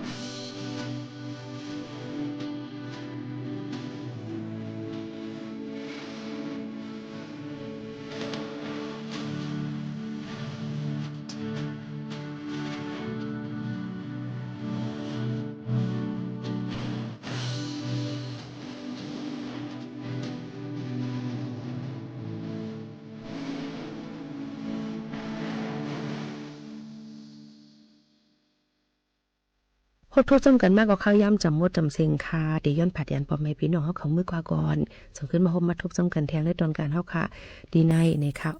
อย่าลืมคณะเป็นแห่งใจกดไลค์กดแชร์ในตอนการเฮาค่ะและติดตามจ้อมเลยค่ะดีสวัสดิ์เฮาเก่งใหม่ AM 147กิโลเฮิรตซ์นะคะข้าวยิ่งโมขานุ่นผัดยันพี่น้องเขามือกว่าก่อนค่ะเมื่อสูงค่ะกวนอ่อนเก่าเพิ่งปนมากันในซึ่งไตไหลปุงแต่เป็นเมืองหอสวยยนที่กี่งำปึดเสือเฮิงเปิงเมืองนกยังกูคนกูนั่งเป็นลือข่าวเงาหัดข่าวไก่หน้าวันก็เฮิงหน้าเมืองก็ปังต่างกว่าเละมาปะไรก็ทางห่างวางไปไผก็อ่ำต้นทบหบเพผัดยานลอยจังว่าลืมจึงใต้เมื่อวันในเลยสั่งเศร้าอยู่กวนนังคอก้อยป้อยก็กินเขาเงินเลยคำคับนำเหลืองหรือล้นกวนมุนเสือเจอเดียวปานอันโซโลเมืองยางตั้งนางปุยเปิ้ลสังในแต่หัวหันคำเจนเงินเสือเพอก็ป้อยองโยปิ่นกันอันก็เป็นเท่าหนุ่มย้ำยุ่มคุบหมบกลมแต่หอมเงากุ้งเขาเจวันยำทำหน้ากันกูวันกูมันอ่ำเป็นลงตังอยากตังแหนงย่อยจังว่าวันมวนกวนเกินเงินนำทำนองมือพองนั่นเพอก็โปอ่ำหัดท่าขัดแข็งเสียงใจนั่งสั่งในแต่งงกูไล่เงือกนังเกียดถึงมือก็สาสกฤตเป็ดปาก60นี้ไปเส็ดย่ามือเลินสาวันหงนั่นหน่อยอันเป็นอากาศเดวีมเหสีเสียงจมนางลงปงเล็งมาว่ามีลูกชายอ่อนใจหนึ่งตามนจังดักดังปันซื้อว่าซื้อหันพระนามาคำอ่อนใจยดเสียงกวนล้นมุนในแต่หันคำลูกเปียงฐานปอเหลืองนั่นยาวพอถึงปานคนมีหมุนอูเงาเจ้าเฮามูจวมหังจวมเปิงส่งยึดมาเลย14-15 ปีมึงว่าให้หงสดฮอดกว่า10หน้าผ้ากูดีมีกุ้งอูเฮิงมึงห่องมึงไตไผก็บ่เหล่ป้าจังป้ามาสั่งมาปัญญาเห็นเอาปิญญากัดเครื่องช่างตั้งหูตั้งหันอันลองตึกลองยื้อลองวันลองเมืองก็บ่หูจีสันลีงามเขาเป็นอาจารย์นี่มีเครื่องตั้งกัดหันขวางก้นพร้อมกันอ้ำย่ำมือตึกหลั่นเข็นก็มันเจ้าหันหันอำดันมีเสเสกูเจอฮีลาวันกาหักเจอหักคือคาทำให้นาการปานมือมันเจ้าเป็นเจ้าแก้มเมืองอำดันมือมาตับเต็กแปนิดเป็นกวนขาทำหักหน้าให้โตเพิ่งเมืองนกยางหางมันหมุนขึ้นเพ่งเป้งก็มีหิกมีอูยาวเฮิรนอุดคุดก่อหอต่างหันหางเครื่องเมืองนนโคไม่เพไวลาวปูก็เฮิรนอุดคุดก่อหอต่างหันหางเครื่องเมืองนุ่งโคไม่เพลายวาวปูลูมุงด้วยตรงหน้าปังเปียงกวางสายไว้เมื่ออันอาสักเศร้าขึ้นไล่เศร้าไปเอ็นขบตึกเยอะทนมุนหนุ่มปันให้ไล่ลองตึกลองพันก็มันเศร้าปอแข่นนาเจอก็ฮัดกัดสุดเลยย้ำนันยาปานเมืองใต้เลยเมืองมันเขาแค่แหงตากันลองสึกเสือมือสัดสวนยันหม้อจัดเผาไผ่เสือหันผ้าจอมอุมันเจ้าเฮ็ดปูหูแต่เมืองใต้ไผ่ไม่ลำเตยยำหลึบไผ่ไม่ลำเตยยำหลึบหมัดออกกงกวางกวนฐานปอกุมมันตันไว้ยาวลุยตึกสึกเขาเมืองเมียงเปียงพันลืมลำกันลันพงพังกูตั้งหมักมือให้มือหายเสาหันผ้าขี้นางกังจองจอมเสาหันผ้าขี้นางกังจองคำปุ่นมุงห่มปองปลายไตวังยิบหิบเอามาเลี้ยวถัดพูดว่าเธออย่าไปสุดดังหลังแนวกาเป็นตับจังตับมาผูกยากนแขนแสนหมุนอำเดินพันโกลองเมียวสั่งมังนักพันกำมันโตตาหน้าทบยากำพองลองซ้อมเกี่ยวมองน้ำตั้งสัมเปถอไปพายไหวลงมาป้าหูพอขับสัดเสร็จลำเก็บเจมตีตั้งน้ำตังลอยยาวเสียงกองมองต้นเสียงกวนยื้อพันนั้นมอหนสุดไกวลอยเล่แกนำง่ายหังดังเตียกพ หวังลวงเสียงสั่งเสียงมาเสียงพาแล้วหลับเสียงตับกวางยื้อยกมือหลันปันตัวลอยกว้างพังเมื่อยามมันเมียงเลี้ยงมือตื่นกันไปปอลมปอถูยาวสวยนั่งจอเส้นเสาอาว่าตรงใต้เสือพันตกตื่นขึ้นเขาเว้งในทับเป็ดพักตัวโทแป๊บแป๊บติดเงาทรงซึกไผ่สึงได้เลยมือลำเวียงมันอาว่าป้าหอกปุ่มปงไปปงยงลุกซึกเขาตึกตับเอาหลับลุยหลึบลำแหมยาวสวยนั่งจอดสินโซอาว่าเอาหน้าซึกขาทำก็มาจอยมาแถมเล็มกระทัดดันเลยก็ป้อหูตกเตอเนอปูเล็มกระทัดดันเลยก็ป้อหูตกเต็มในองค์มือปูหันได้สั่งตักปองแตกอังอาไปไล่หนึ่งครึ่งสั่งไปขี่นีซองไว้ไว้ใต้ไหลทบหบยื้อหลักมือหลั่นนินกองพังมือพุดออกมาดีพักดูยาวทานป้อซุ้มเสปันคนสุนหมุนโอเงาทานป้อซุ้มเสปันคุณสุนหมุนวันเพกิ่งตรงถูเนื้อสั่งไปดังปวงคำซึกภายเสาหันภาพซึกภายเสาหันผ้าเขาเศร้าเย็บเข้าเนื้อเสียว่ามาเลยกวนห่มกินนังเพิงงำกำนันเผกโปอ่ำหัดงอกกองเหยกลายเป็นเมืองเรียกเมืองอย่าเพออยู่กันเลยก็ป้อเลยยินเขาเงาพันเน็ตโกโตเข้ามาสักคาสักให้สั่งไปมาละห่มป้าผู้หญิงอ่อนสาวเล่าพร้อมกันควบหมบกลมปึงห่มพงกุงมุนเงาเศร้าแต่ตะควักหักเข่าพะเหมาหัดปนหัดเปลี่ยนยาวกาเป็นเฮงลงทมงโหหันคนกวนเมืองใต้เลยมานั่งเมืองมันป้อทันเสตีเสเหรียญเต้นปุดเมียงห่มเฮียงเมียงกันเลยกินวันกินเมืองดองตูเมืองเปได้อำตับตึกก็ป้อหูเขามาเตาป้อหู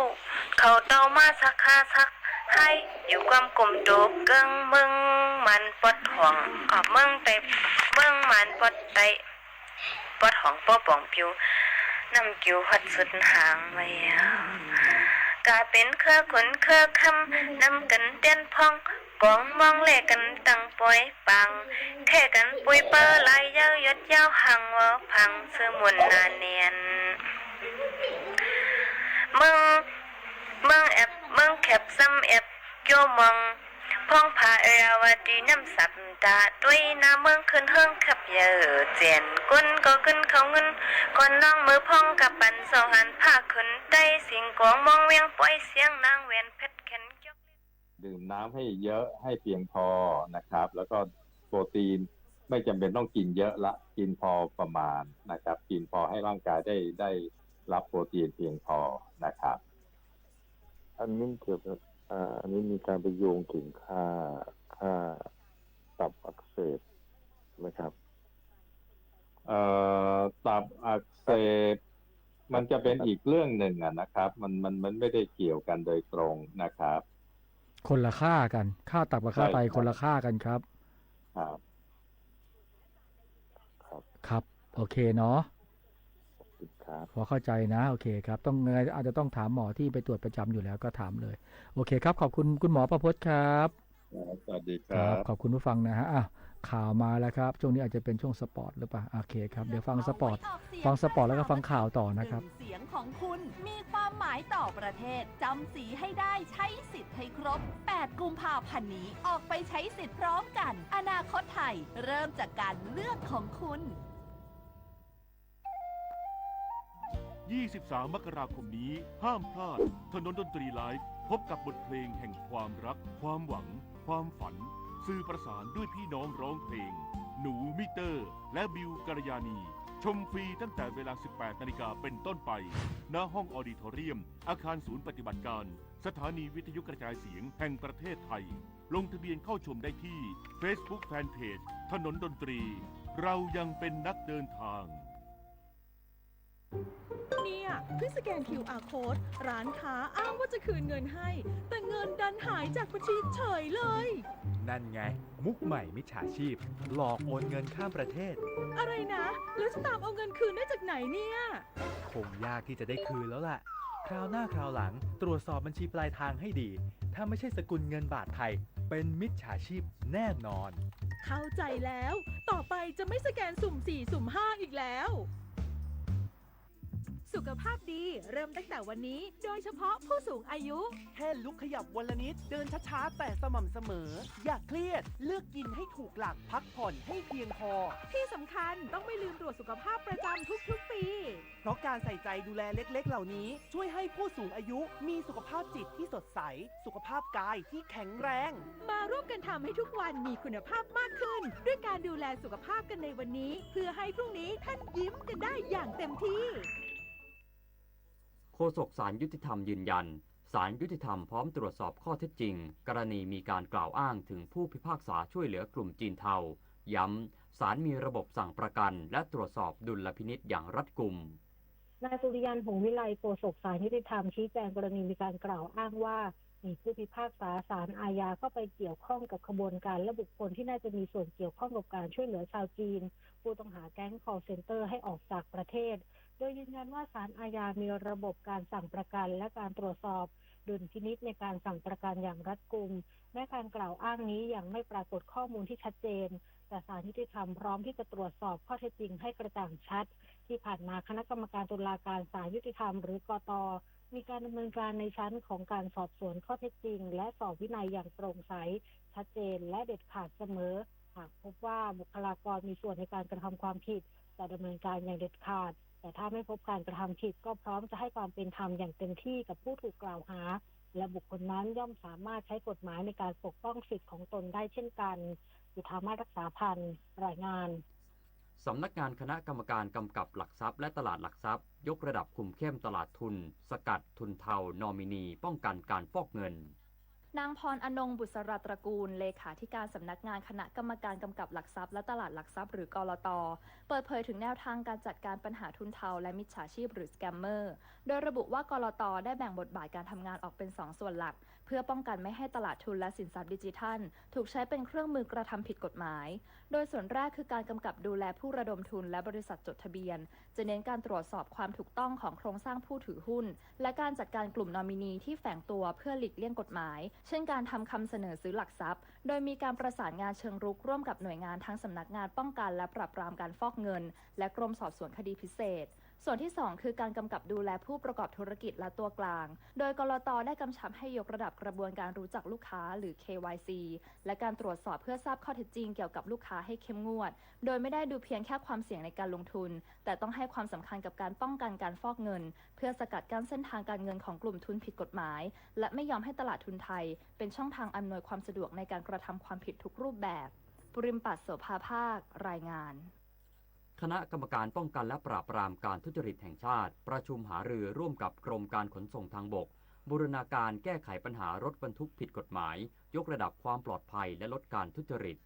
นายสุรพงษ์อินทรถาวรเลขาธิการคณะกรรมการป้องกันและปราบปรามการทุจริตแห่งชาติหรือปปช.ในฐานะโฆษกสำนักงานปปช.เปิดเผยว่าสำนักงานปปช.ได้ประชุมร่วมกับกรมการขนส่งทางบกเพื่อกำหนดแนวทางบูรณาการแก้ไขปัญหารถบรรทุกผิดกฎหมายบนท้องถนนซึ่งส่งผลกระทบต่อความปลอดภัยของประชาชนโครงสร้างพื้นฐานของประเทศและความเชื่อมั่นต่อการบังคับใช้กฎหมายของภาครัฐที่ประชุมได้แลกเปลี่ยนข้อมูลและข้อเสนอเชิงนโยบายเกี่ยวกับพฤติกรรมการกระทำความผิดที่พบบ่อยได้แก่การบรรทุกน้ำหนักเกินพิกัดการไม่คลุมผ้าใบหรือปิดมิดชิดจนวัสดุตกหล่นการใช้ช่องทางจราจรไม่เหมาะสมและการดัดแปลงสภาพรถโดยไม่ได้รับอนุญาตซึ่งก่อให้เกิดความเสี่ยงต่ออุบัติเหตุและอาจเชื่อมโยงกับการทุจริตของเจ้าหน้าที่ของรัฐทั้งสองหน่วยงานเห็นพ้องถึงความจำเป็นในการยกระดับมาตรการเชิงระบบเพื่อเพิ่มประสิทธิภาพการบังคับใช้กฎหมายและเสริมสร้างความโปร่งใสในกระบวนการกำกับดูแลยานพาหนะพร้อมส่งเสริมการมีส่วนร่วมของประชาชนในการแจ้งเบาะแสเพื่อยกระดับความปลอดภัยบนท้องถนนลดความเสียหายต่อทรัพย์สินของรัฐและสร้างความเชื่อมั่นต่อระบบการบังคับใช้กฎหมายของประเทศต่อไปชวิสาประทุมมารายงานจบข่าวชลธรจัญญาอ่านรับฟังข่าวครั้งต่อไปเวลา 6 นาฬิกาครับติดตามข่าวที่นำเสนอไปแล้วได้ที่ www.thainews.prd.go.th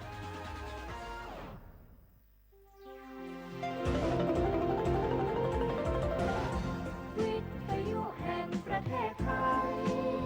ให้ความรู้คู่ความสุข ไปนี้ขอเชิญท่านฟังรายการเพื่อนฝันดำเนินรายการโดยจารุลินมุสิกพงศ์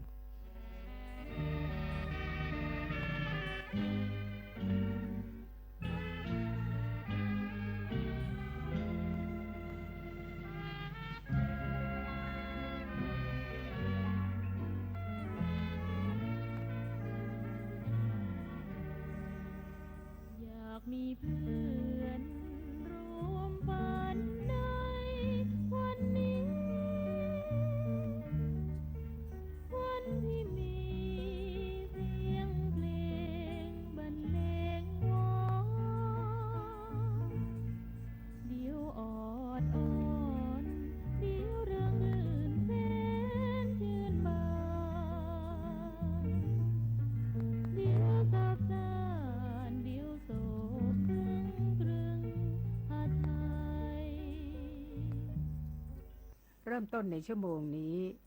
ด้วยเพลงแด่ทหารหารในสมรภูมิ คุณสวรีภกพันธ์ศิลปินแห่งชาติขับร้องนำหมู่กับวงดุริยางค์กองทัพเรือ เพลงนี้ศาสตราจารย์ดรแมนรัตน์ศรีกรานนท์และท่านผู้หญิงพึงจิตสุภมิตรร่วมกันประพันธ์ จัดทำโดยสโมสรไลออนกรุงเทพเมื่อปี 2542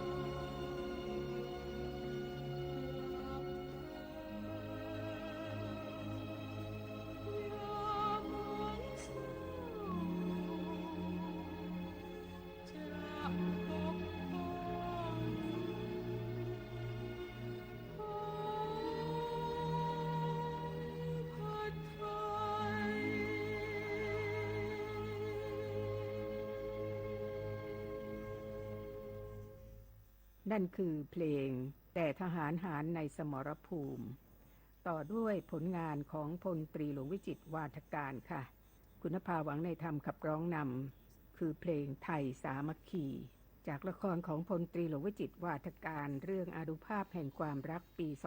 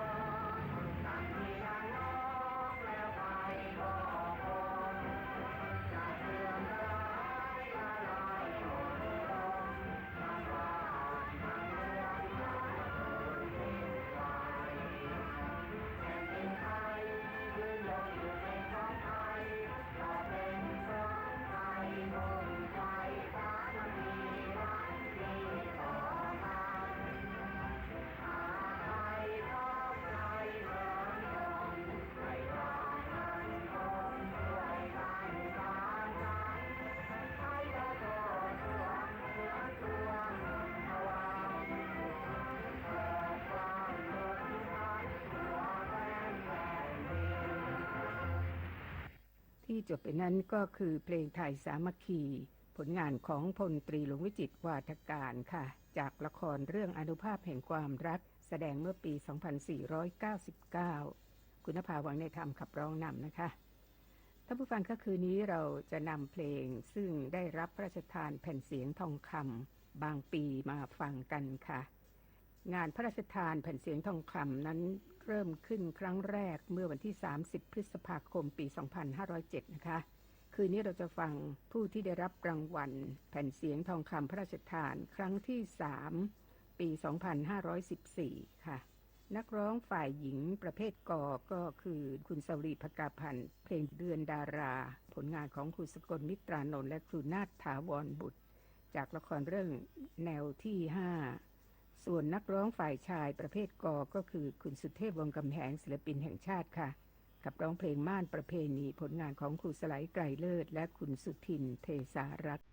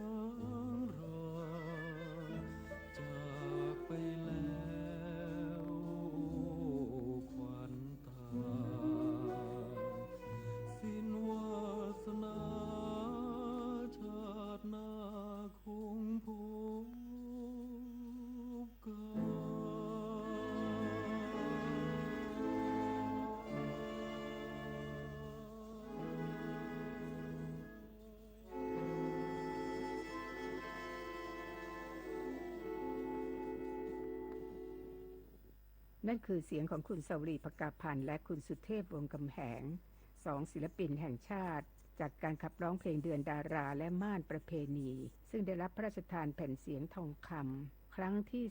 3 ปี 2514 ในฐานะนักร้องประเภทกอค่ะขณะเดียวกันในปีเดียวกันนั้นนักร้องประเภทขอคุณรุ่งฤดีแพ่งผ่องใส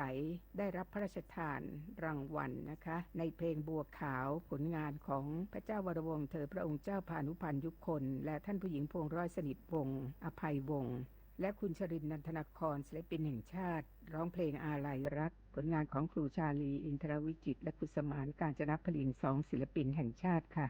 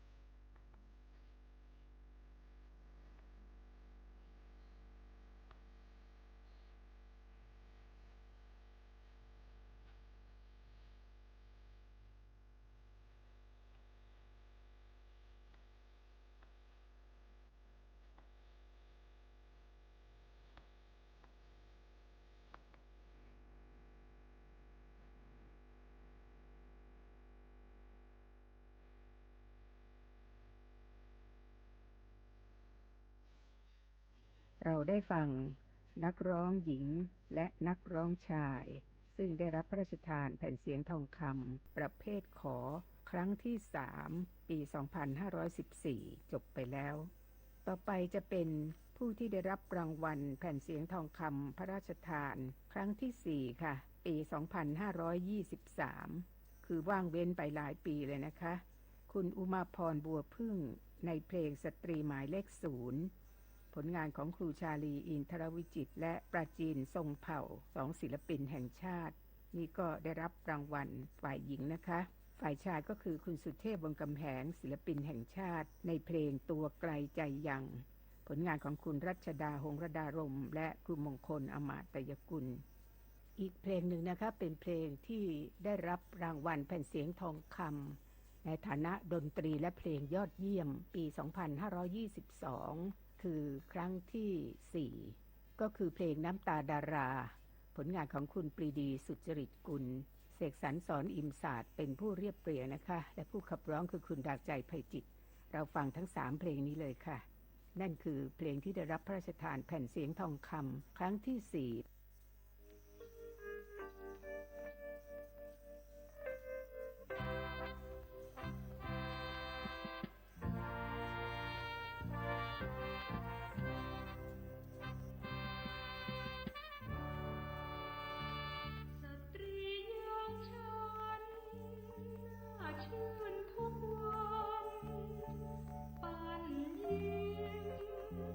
ติดริมปากหวาน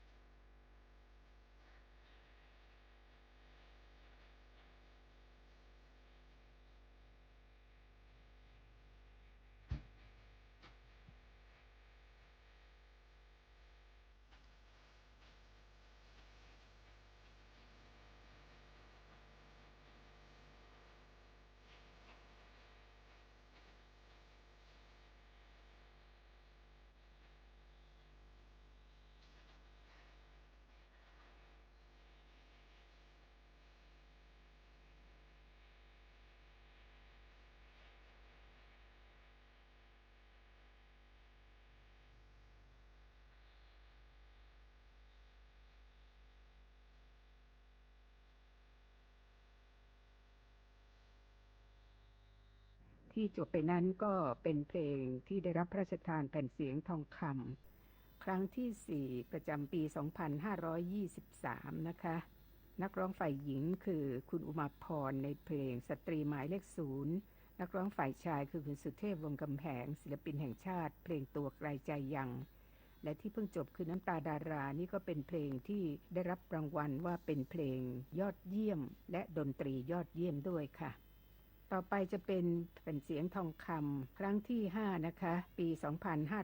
2525 ผู้ได้รับรางวัลฝ่ายหญิงก็คือคุณทิพวรรณปิ่นพิบาลร้องเพลงสุดเหงาผลงานของวราวรเวทค่ะและนักร้องฝ่ายชายที่ได้รับรางวัลคือคุณธนงศักดิ์ภักดีเทวาร้องเพลงไร้อารมณ์ผลงานของนายแพทย์สมพงษ์ตระการพันธ์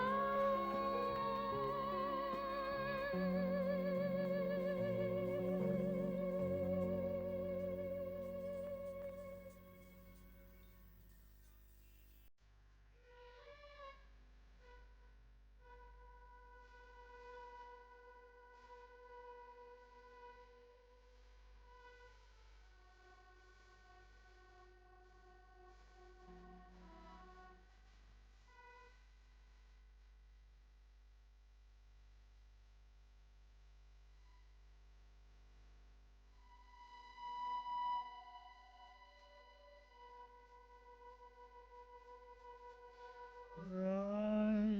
อารมณ์คืนคงเหลือที่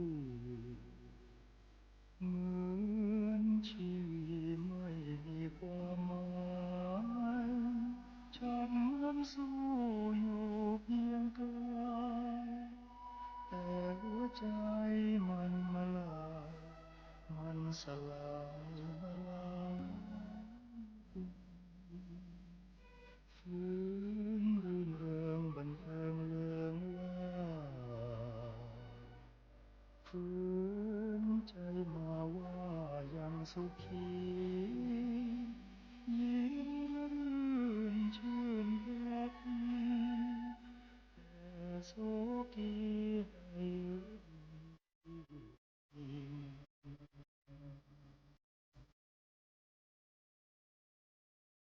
โอ้ความผิดหวังสมประดังข้างค้างอ้างว้างเหมือนมาความรักเคยพบก็จบแหลกลานคนใจร้า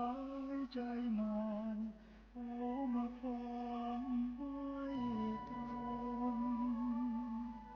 เราหรือใครปวดใจแสนเศร้ายากบางเบาความเศร้าทับถมฉันนั้นสู้อยู่ลมด้วย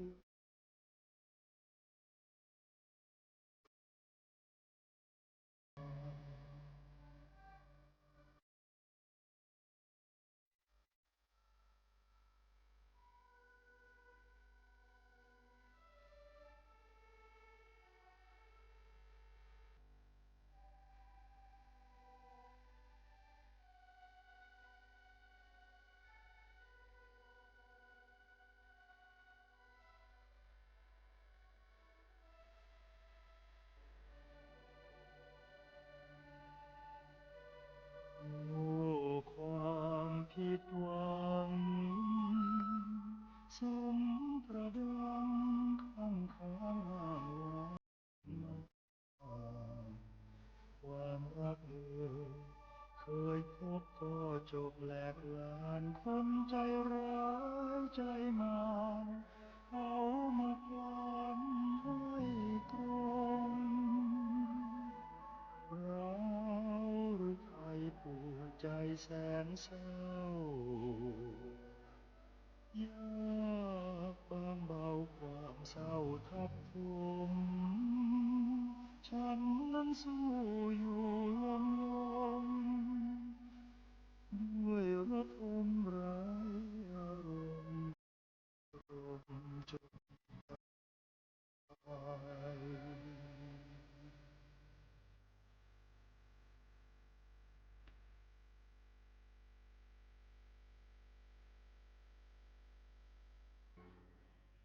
สองเพลงที่จบไปนั้นเป็นนักร้องที่ได้รับพระราชทานรางวัลแผ่นเสียงทองคำครั้งที่ 5 ปี 2525 ฝ่ายหญิงก็คือคุณทิพวรรณปิ่นพิบาลในเพลงสุดเหงาและนักร้องฝ่ายชายก็คือคุณธนงศักดิ์ภักดีเทวาเพลงไร้อารมณ์ก่อนจะจากกันในคืนนี้นะคะขอนำเพลงที่ได้รับรางวัลแผ่นเสียงทองคำพระราชทานครั้งที่ 1 วันที่ 30 พฤษภาคม 2507 ฝ่ายหญิงคือคุณเพ็ญศรีพุ่มชูศรีศิลปินแห่งชาติเพลงวิหกเหินลมเป็นผลงานของสุนทรยาณเวียงการและคุณสมานกาญจนพลินศิลปินแห่งชาติค่ะและเพลงวิหกเหินลมนี้ก็ได้รับรางวัลแผ่นเสียงทองคำพระราชทานในปีแรกนั้นถึง 5 รางวัลคำร้องทำนองการเรียบเรียงเสียงประสานดนตรีและนักร้องผู้ขับร้องก็คือคุณเพ็ญศรีพุ่มชูศรีศิลปินแห่งชาติและนักร้องฝ่ายชายคือคุณสุเทพวงศ์กำแหงศิลปินแห่งชาติร้องเพลงอาญารักผลงานของคุณสมโพธิ์ล้ำพงษ์ทั้งสองท่านนี้เป็นนักร้องแผ่นเสียงทองคำพระราชทานครั้งแรกเมื่อวันที่ 30 พฤษภาคม 2507 เพื่อนฝันในคืนนี้บุญประกอบอบกลิ่นดิฉันจารุลินมุสิกพงศ์พบกันใหม่ในวันพรุ่งนี้สวัสดีค่ะ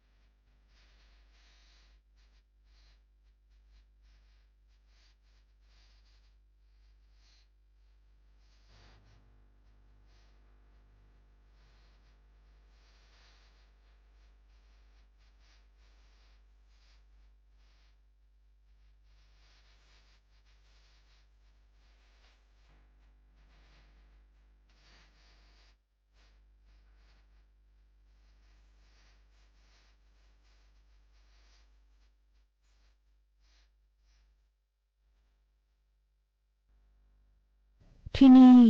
สถานีวิทยุกระจายเสียงแห่งประเทศไทยจังหวัดเชียงใหม่สำนักงานประชาสัมพันธ์ที่